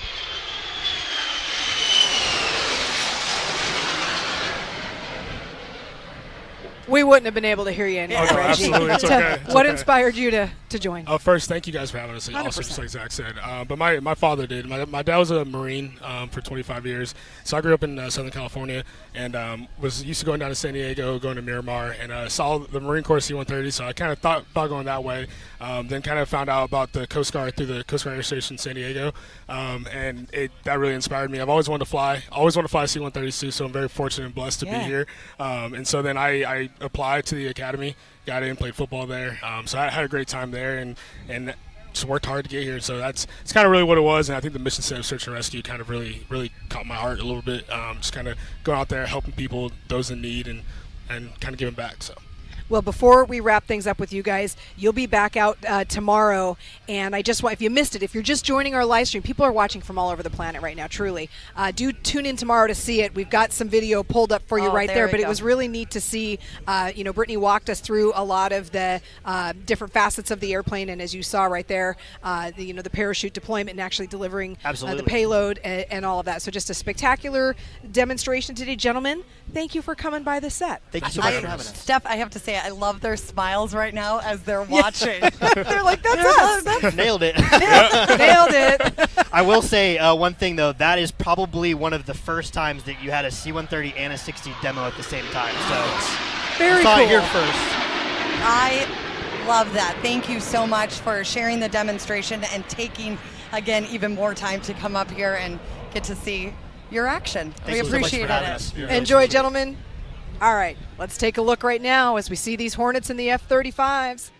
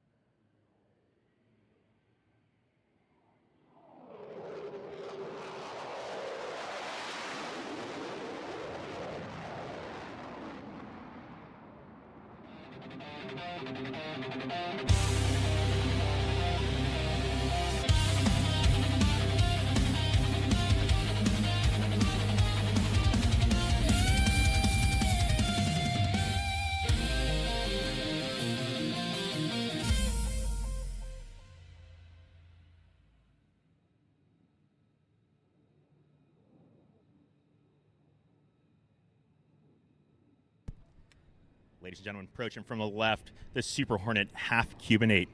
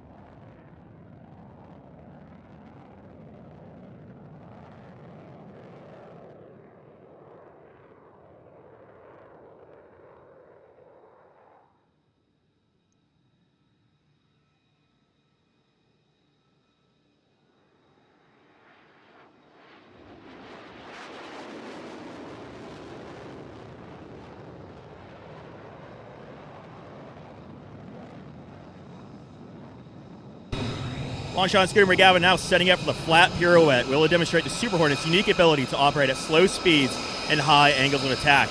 Watch as they execute a maximum performance loop away from the crowd and then command the nose through over 540 degrees of turn, all while remaining parallel to the ground.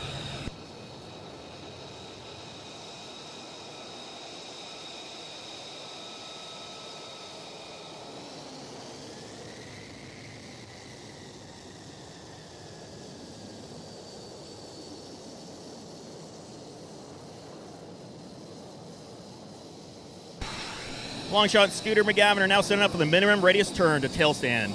With max afterburner selected, aircrew will set a 90-degree angle of bank, hold 7.5 Gs for 360 degrees of turn.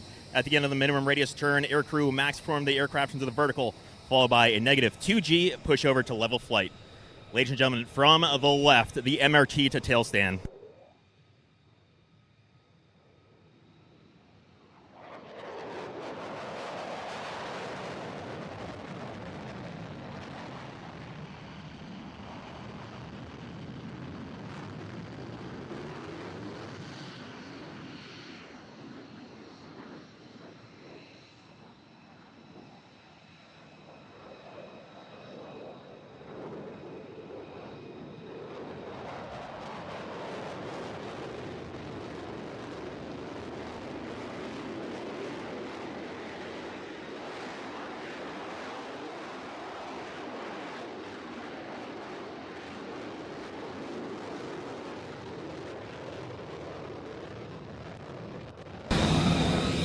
Longshot is now setting up for the high-speed pass. During this maneuver, the Rhino will approach show center at 200 feet and nearly Mach 1.0, or just under 750 miles per hour.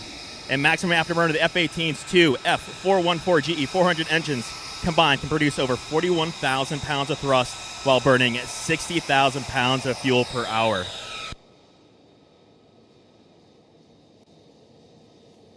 Today we've got a special guest.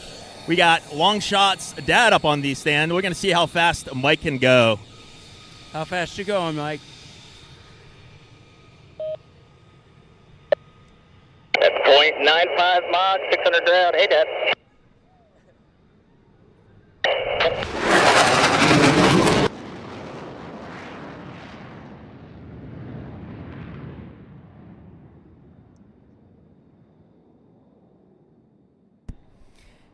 In the pull to the vertical, they're setting up for the vertical pirouette. Longshot and Scooter will first pull the aircraft into the vertical and roll the canopy towards the crowd, following a negative G push over to wings level.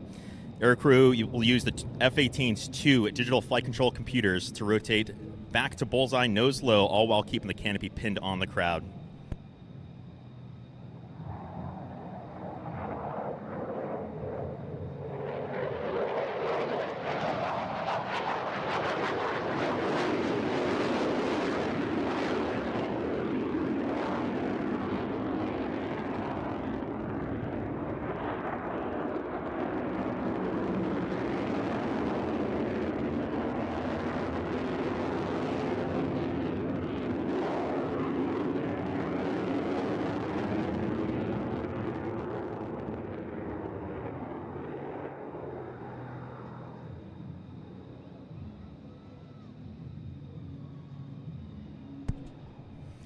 Longshot and Scooter McGavin are now setting up for the square loop. As the Super Hornet approaches show center at 350 miles per hour, Longshot will rapidly reposition the nose 4 times, flying a distinct square path through the sky.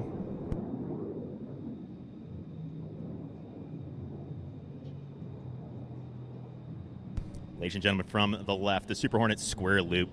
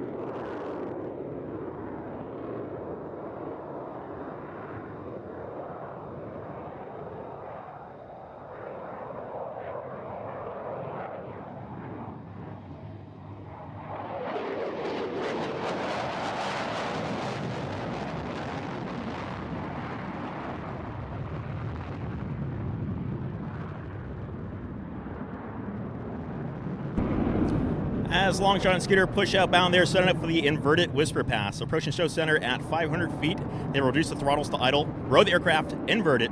As they come into focus, just note how quiet the aircraft becomes as it passes at nearly 500 miles per hour.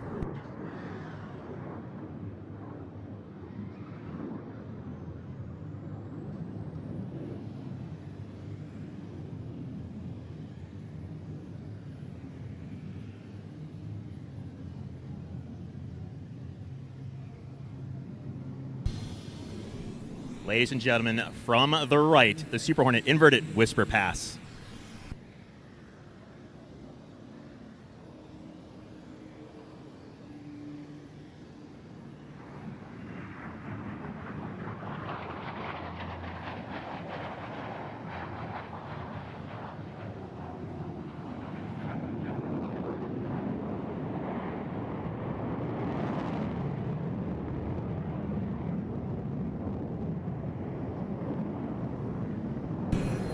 All right, Longshot and Scooter are now setting up for the High Alpha Pass. This maneuver will demonstrate the incredible slow speed handling characteristics of the Super Hornet. Few other aircraft in the world can attempt this maneuver at such a slow speed and a high angle of attack. However, the Rhino's digital flight control computers allow it to remain completely controllable at even less than 110 miles per hour.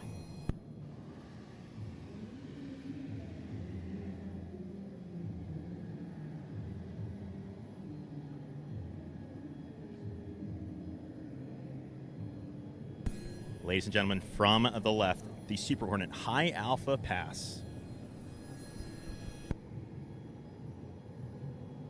And knots.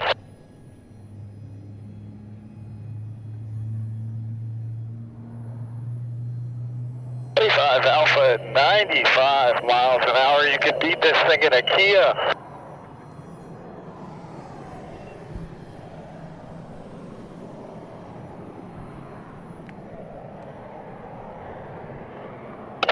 Alpha, 80 miles an hour. We're getting lapped on the highway.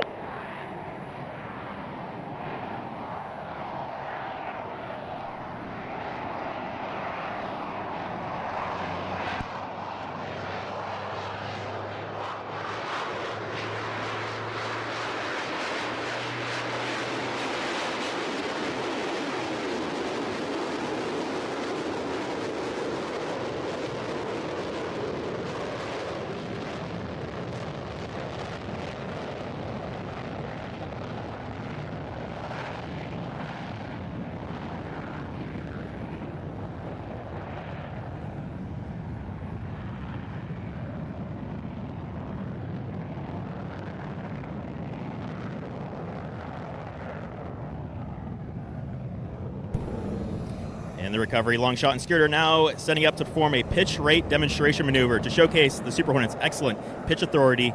Going to break 90 degrees, followed by an immediate outbound tuck under maneuver. From the right, the Super Hornet pitch rate demo.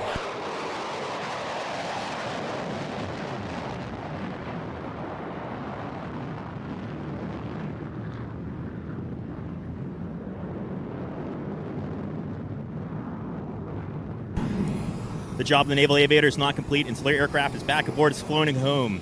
We take great professional pride in our unique ability to land aboard a 100,000-ton U.S. Navy aircraft carrier. To land in the area 1/10 the size of a normal runway, carrier aviators must touch down between 4 wires stretched across the flight deck. To do this, we use an optical landing system commonly referred to as the ball. During the final portion of the approach, aircrew and landing signal officers, also known as paddles, work together to get the aircraft safely aboard. Let's listen in to the final approach.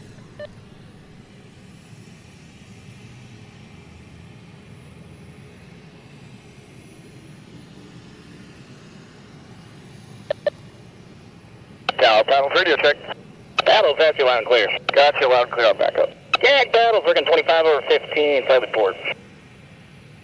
206, 3/4 miles, call ball. 206, round ball, 4-2. Roger, ball, don't go any lower. Mob shaking our hips, don't catch. There's center line.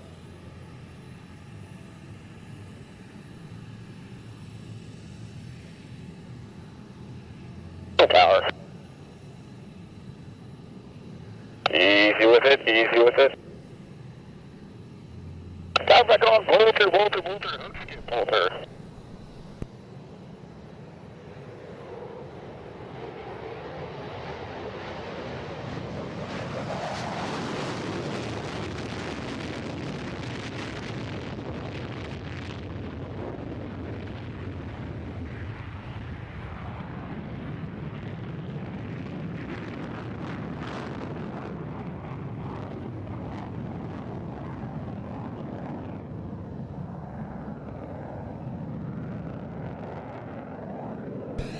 Ladies and gentlemen, get your cameras ready for the Super Hornet photo pass. They're going to approach Show Center at 200 feet and nearly 700 miles per hour.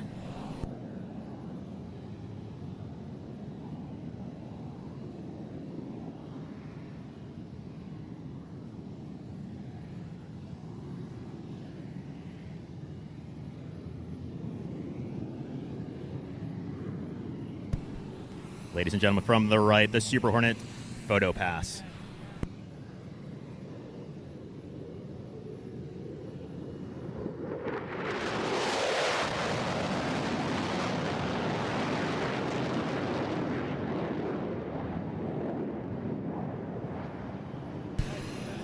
Ladies and gentlemen, the F-18 you saw here today is one of many used to train pilots and Wizzos at Strike Fighter Squadron 106, right here at NES Oceana. Longshot, Scooter McGavin, and myself serve as instructors teaching new aircrew how to fly and tactically employ the Super Hornet. Currently, there are 33 operational Super Hornets squadrons in the Navy defending freedom and democracy around the world. From the left, the F-18 carrier brake.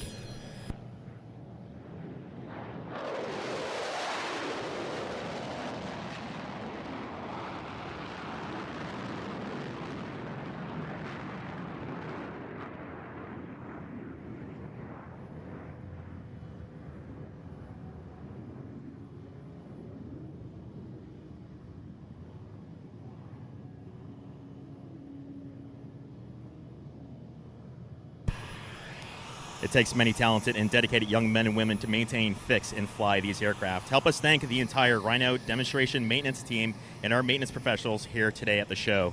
They are ADC Chris Pearson from Havre de Grace, Maryland. AT1 Brandon Delph from Germantown, Maryland. AIM-2 Joshua Singleton from Jacksonville, Florida. AT2 Joshua Gray from Douglas, Georgia. AME-2 Rosa D from Dallas, Texas. 82 Jacob DeJohn from Lakeland, California. AE2 Kevin Sasnett from Fort Lauderdale, Florida. And AO2 Zachary Monick from Naugatuck, Connecticut.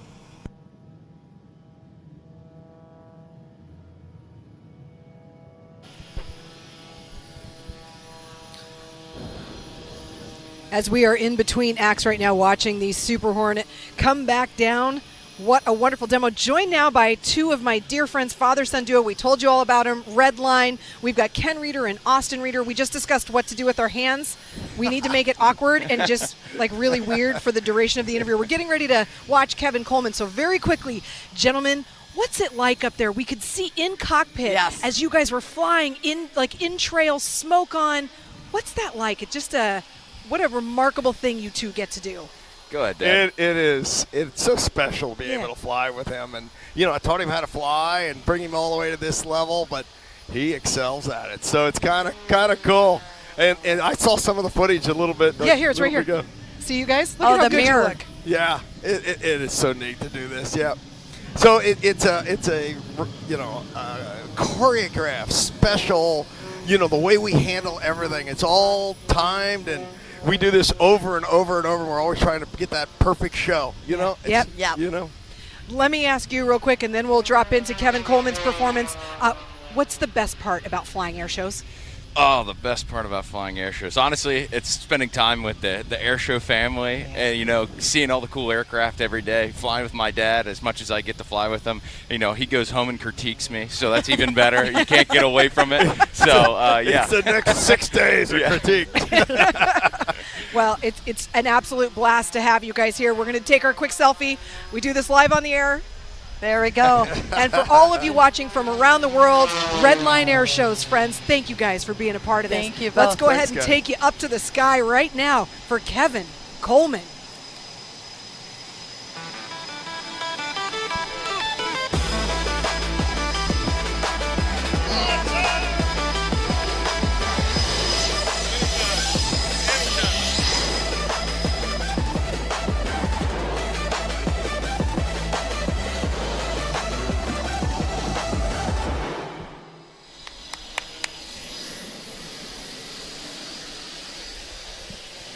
Ladies and gentlemen, Kevin Coleman coming in.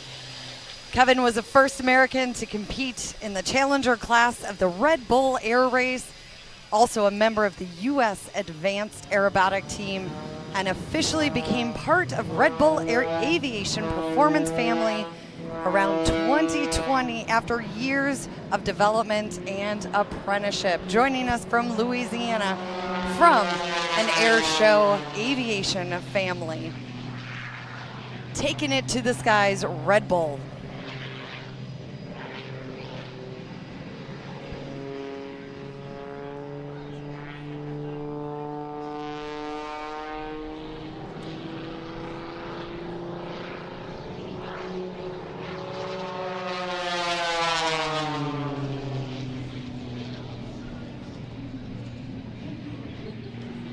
Throughout this entire air show performance, you will see the precision, the power that is behind Kevin Coleman and the Extra 300 Red Bull, bringing us the entertainment this afternoon.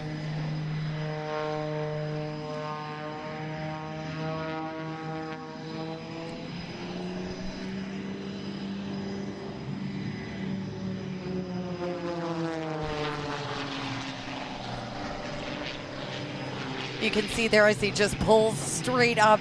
Kevin will pull or push up to 10 Gs throughout his performance. The extra 300 has 400 degrees of roll rate per second, and we are going to see that here as he continues a flat spin down. And right behind us, we're going to have some noise as we have Rhino Demo Team coming behind the set.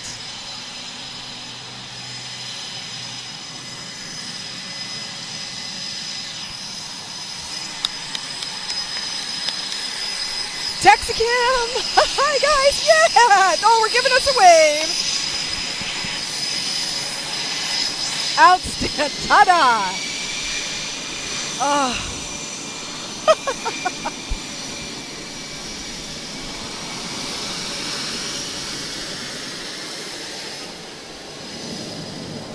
Now, one of the things with Kevin is that it has been in his family. He soloed on his 16th birthday and earned his private pilot's license at the age of 17 and flew his very first air show at the age of 18.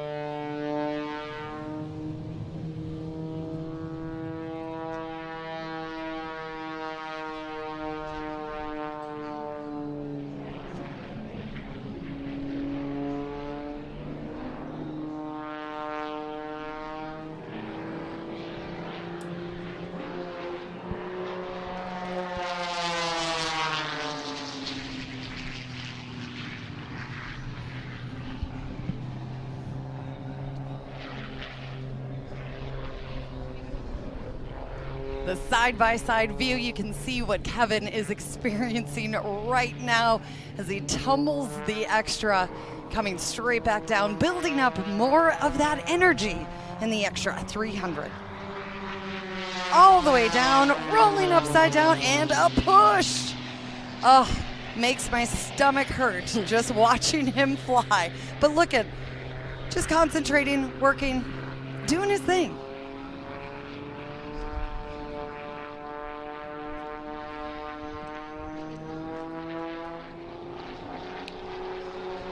The onboard images, Obi, that you can see right now, you can see the movement in his harness as he was going through pushing and pulling through the G's, the negative G's, looking and watching him just slightly pop right there. You can see as he tumbles.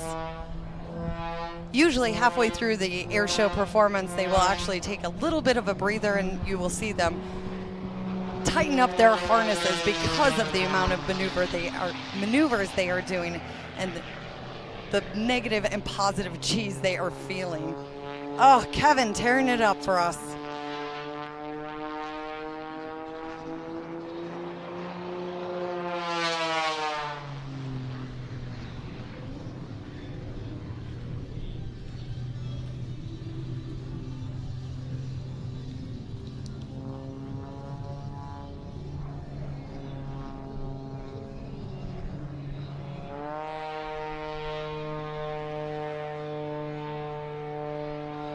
We talked about this maneuver before, the hover right now.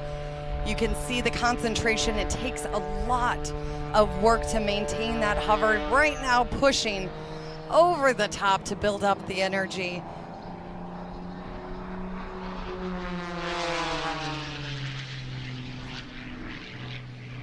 And you can see that roll rate right there as he goes down the runway and right back up to the sky.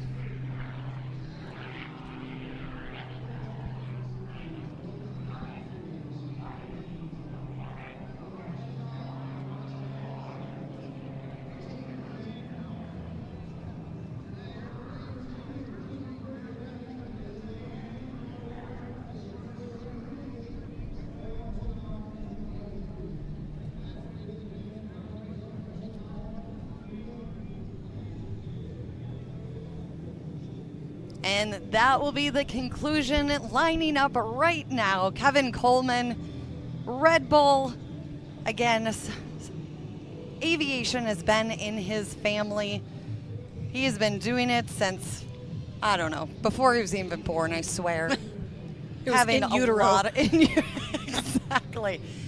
Having fun here. Pulling G's. And touchdown right there.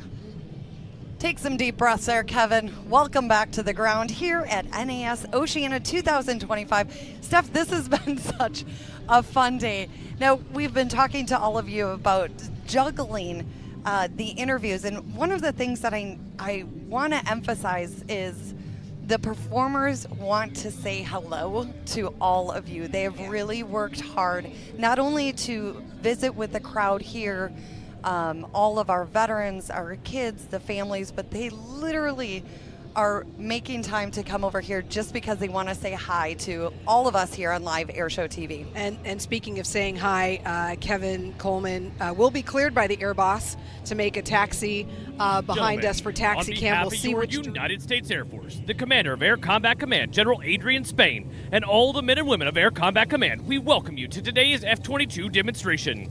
I am F-22 Demonstration Team Superintendent Master Sergeant Brady Pummel from Kansas City, Kansas. As a proud member of Air Combat Command's 1st Fighter Wing, located at Langley Air Force Base in Hampton, Virginia, it is my distinct pleasure to describe for you today a capability demonstration by the most technologically advanced 5th-generation stealth fighter aircraft in the world. The F-22 Raptor's mission is air dominance. It supports our joint forces and allies to freely operate today's joint fight, anytime, anywhere. And now, introducing your 2025 F-22 demonstration team. From Greenfield, Indiana, Dedicated Crew Chief Technical Sergeant Jared Cool. From Hampton, Virginia, Assistant Dedicated Crew Chief Senior Airman Andrew Leitner. From Newberg, Oregon, Avionics Technician Staff Sergeant Gavin Gonzalez. From St. Petersburg, Florida, avionics technician, Senior Airman Nick Wisnowski. From Hampton, Virginia, AFE Specialist Staff Sergeant Taylor Webb. From Coachella, California, Public Affairs Officer Staff Sergeant Michael Bowman. From Richmond, Virginia, F-22 Demo Team Chief and DJ Technical Sergeant Eric Tallman. From Satellite Beach, Florida, our safety officer and combat-ready fighter pilot, Captain Joey Bodie Stuckey. And your 2025 F-22 demonstration fighter pilot with more than 700 hours in the F-22 Raptor, from New York Mills, Minnesota, Captain Nicholas Laz Laterno. You are about to witness the maneuvering capabilities of the most advanced and most lethal fighter aircraft in your United States Air Force. The F-22 you will see today is an unmodified and fully combat-capable aircraft. While we can't show you everything that makes the Raptor the most lethal fighter aircraft in the world, we will show you its raw power and thrust vector maneuvering capabilities as it executes maneuvers that no other fighter aircraft in the world can perform. As today's demonstration begins, from your left, you'll see the Raptor execute a maximum power takeoff, producing 70,000 pounds of thrust from its powerful F-119 engines. The Raptor will virtually leap off the runway in an amazing 1,000 feet. At a safe altitude, Captain Laterno will quickly loop the aircraft, reversing his flight path, then roll while diving straight down. Captain Control, Raptor 1's rolling for a high show. Fly good, don't suck. So now it's time to stand up, move forward, and get ready. The show is about to begin. Ladies and gentlemen, I present to you the most feared aircraft in the world today, your United States Air Force's F-22 Raptor.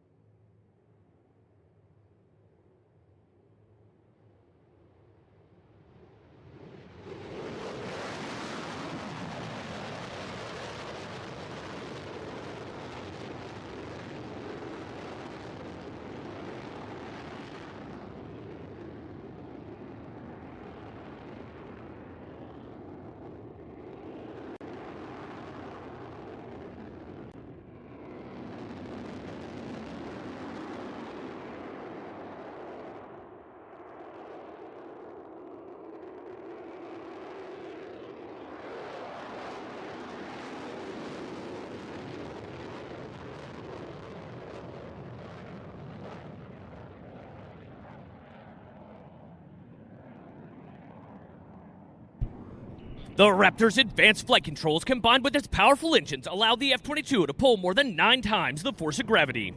Watch from the right as the Raptor demonstrates its tight turn capability with a min-radius horizontal turn, then powers straight up into the vertical.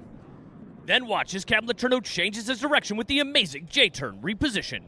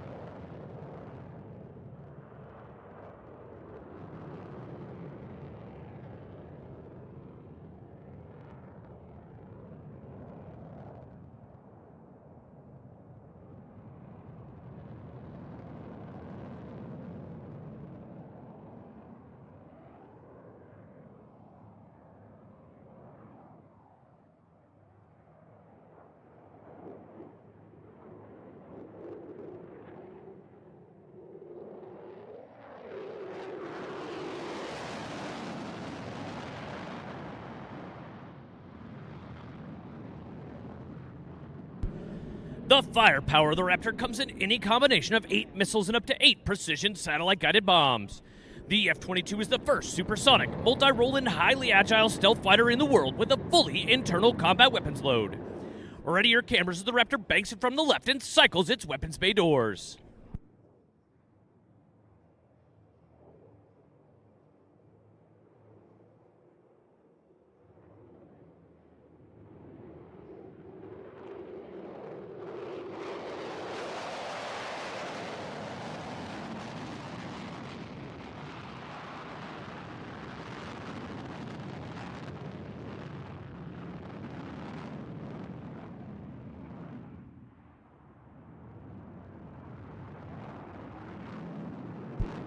Ladies and gentlemen, we would like to dedicate this pass to the men and women of the armed forces and their families who support them. We would also like to remember our wounded warriors and veterans in attendance, and those who have given their lives defending this great nation. This will be your best photo opportunity, so get your cameras ready to capture this salute. And now, from behind and to the right, the F-22 Raptor proudly presents the dedication pass.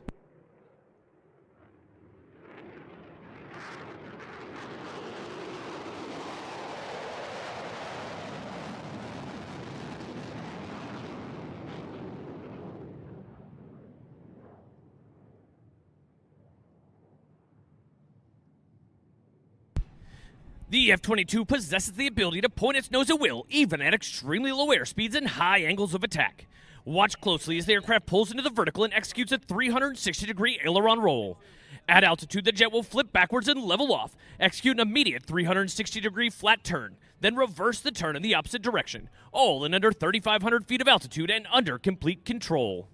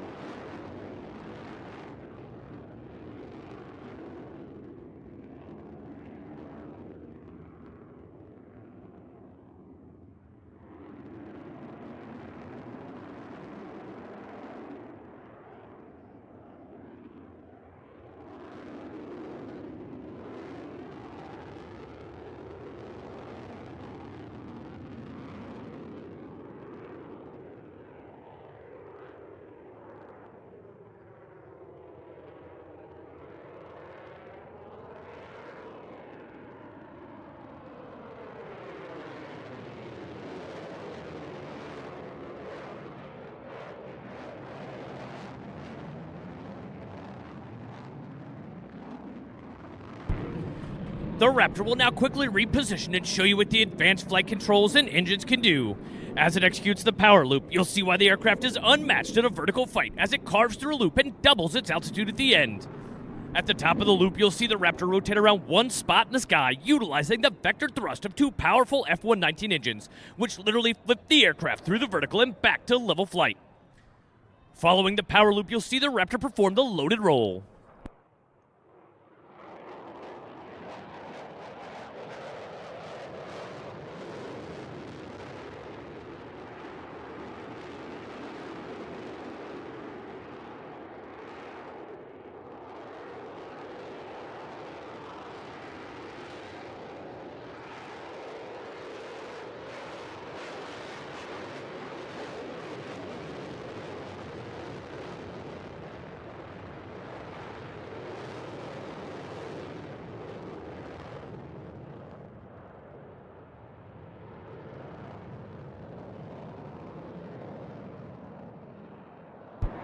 Many jets can turn tight, many jets can roll quickly, and many jets can climb fast, but not many can slide.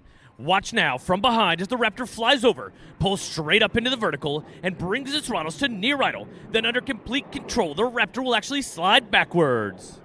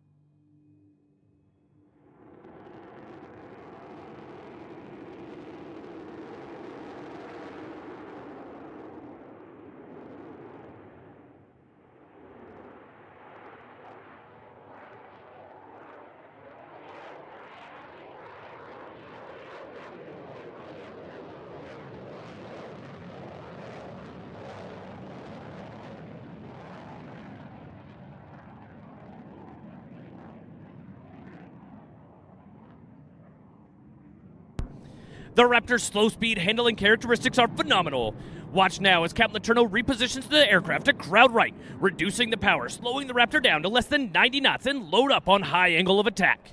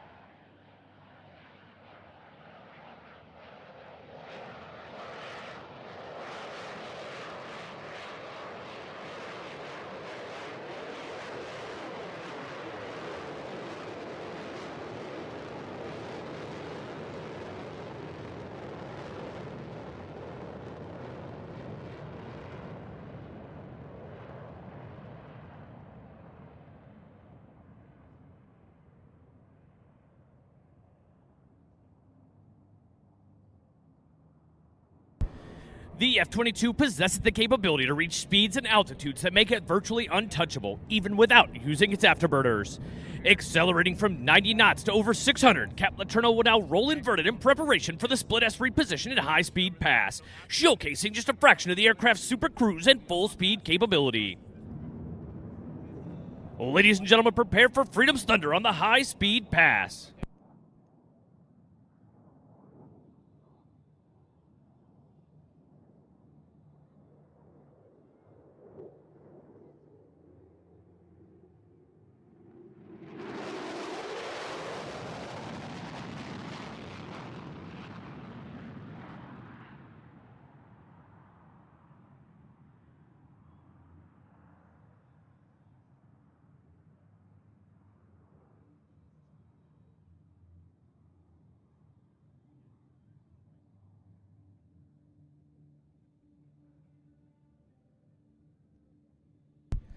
The F-22 will now set up to perform a Hoover pitch. This maneuver is a double knife edge separated by an inverted tuck, followed by a pitch to line up in preparation for landing. This will be another great opportunity to catch the Raptor on your camera during our demonstration.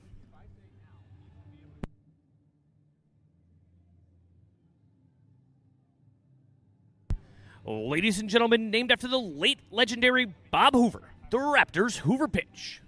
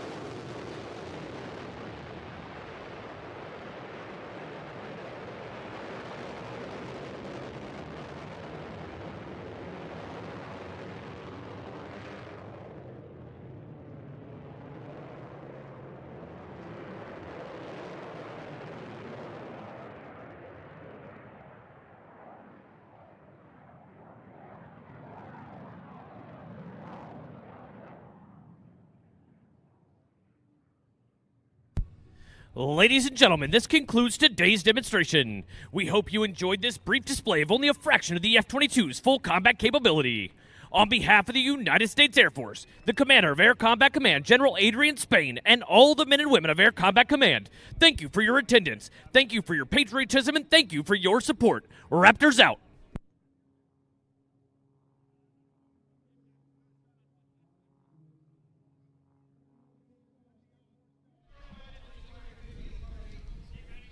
And there we go. I have never seen so many flares in my life. I was giddy watching Laz tear it up. It is unique to be able to deploy flares on a field like this. Oftentimes when you see flares from military aircraft at an airshow demonstration, it's over water. So that caught me by surprise yesterday. I looked out and said, oh, okie dokie. But I will tell you, from a safety perspective, as you know, there's pyro on the field. And they actually did a lot of planning to make sure that they could deploy the flares safely and also still have pyro on the field. So kudos to them for pulling that off. Looks amazing. As Laz comes back in, landing, again, keeping that nose wheel up, off the runway. Look, there we go. There's the flares. Everybody loves the flares. I still remember the very first time I saw flares and I panicked because I had never seen them. We were together in Seattle and I was like, stop. Oh, that's on purpose. Yeah. Okay, but just incredible job. He's about to be a dad here in a little bit. His wife is out here as well, and everyone's just having a great time. So congratulations to the both of them. And we have folks checking in all over the place, including our Coast Guard interview. Tony basically said, hey, this is really great. Thanks for being a part of this. His Tony's son, retired Coast Guard. Go Coasties. That's amazing. I just want to let all of you know, coming up next, Michael Goulian. Michael will also be racing Precision Exotics, which we're really excited for. And we're kind of waiting to see if Laz is going to partake in our taxi cam here. So again, so much fun. I want to thank all of you for joining in. We will be back again tomorrow. So once again, our lineup here, we're going to have Michael Goulian. We're going to have a race.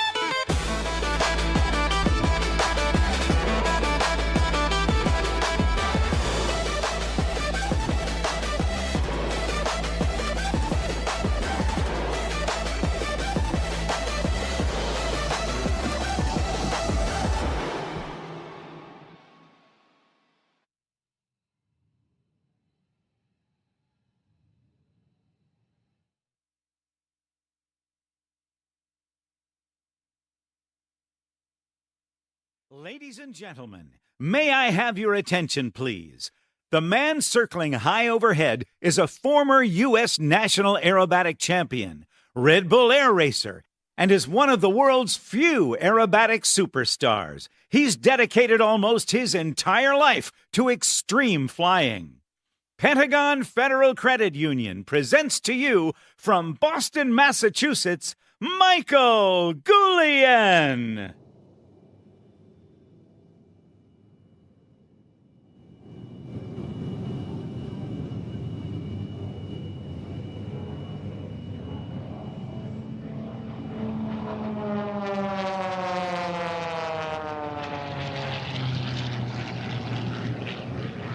As Michael dives towards show center, that Hartzell propeller, powered with a Lycoming Thunderbolt IO580 engine, accelerates his airplane to over 250 miles per hour. Michael is known for giving his airshow performances 110% every time he flies. And by the look of that entry, that's not about to change today.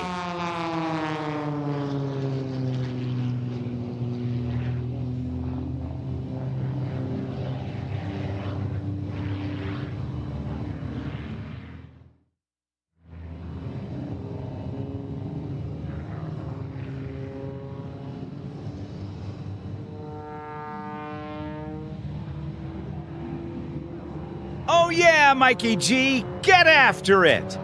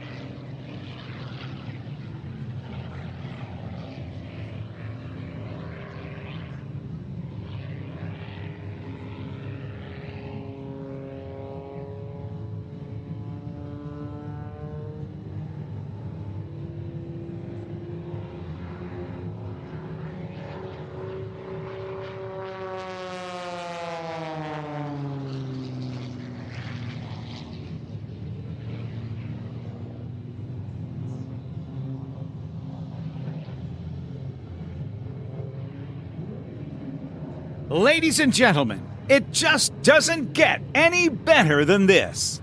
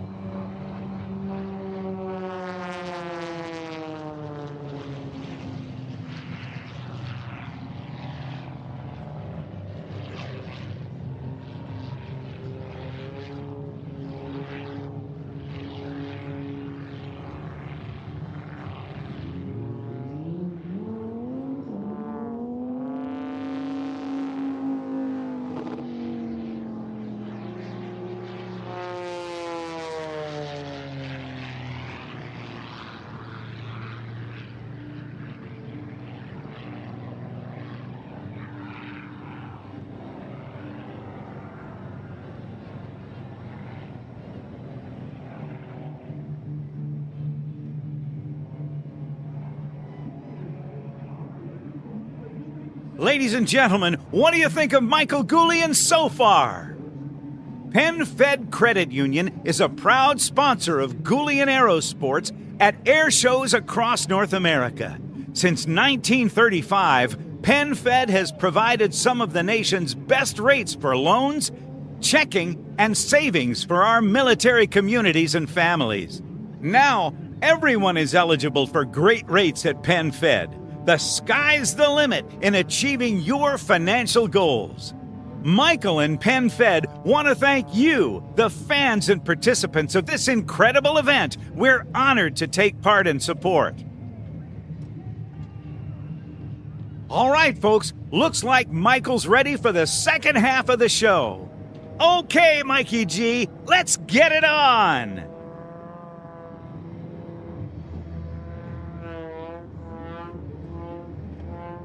A series of snap rolls brings Michael back to show center.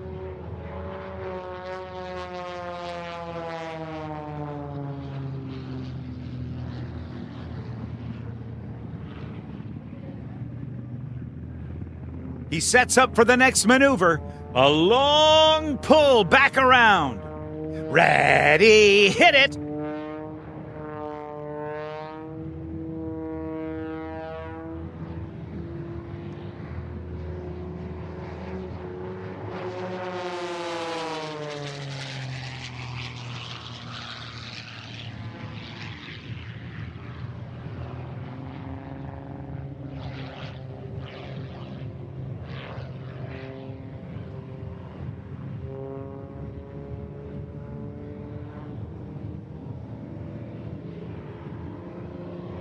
Michael's really getting it on today. What do you think?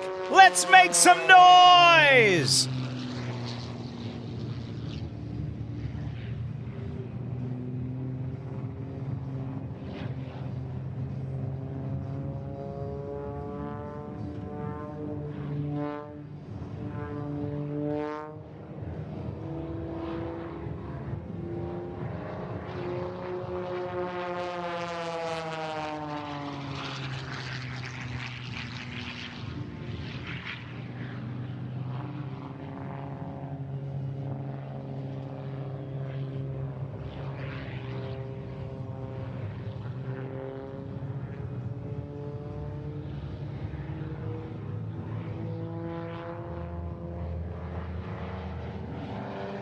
As an airshow performer, Michael continues to redefine what is possible in the air. His ability to push the limits while adhering to strict safety standards has earned Michael the reputation of being a true professional in his field. He is one of only a select few to have received all three of the airshow industry's highest awards.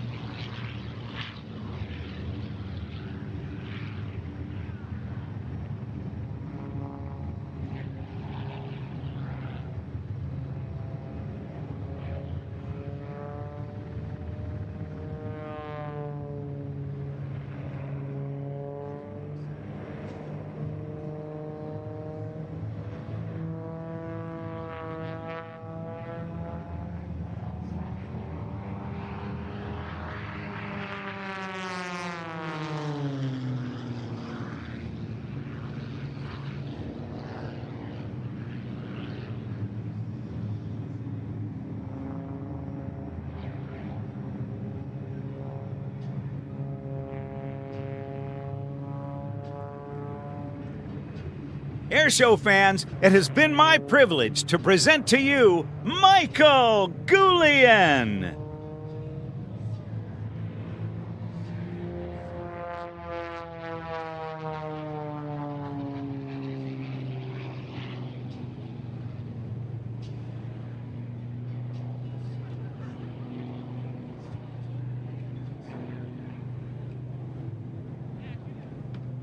The unmatched performance and precision that Michael showed you today comes from his 30 years of intense training and competing in top-level regional, national, and global competitions.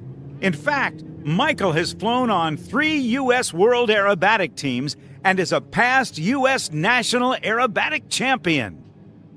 Only a few individuals have enjoyed the success that Michael has had in the airshow industry, and he feels incredibly lucky and honored to be able to make a living flying aerial displays for incredible fans like you.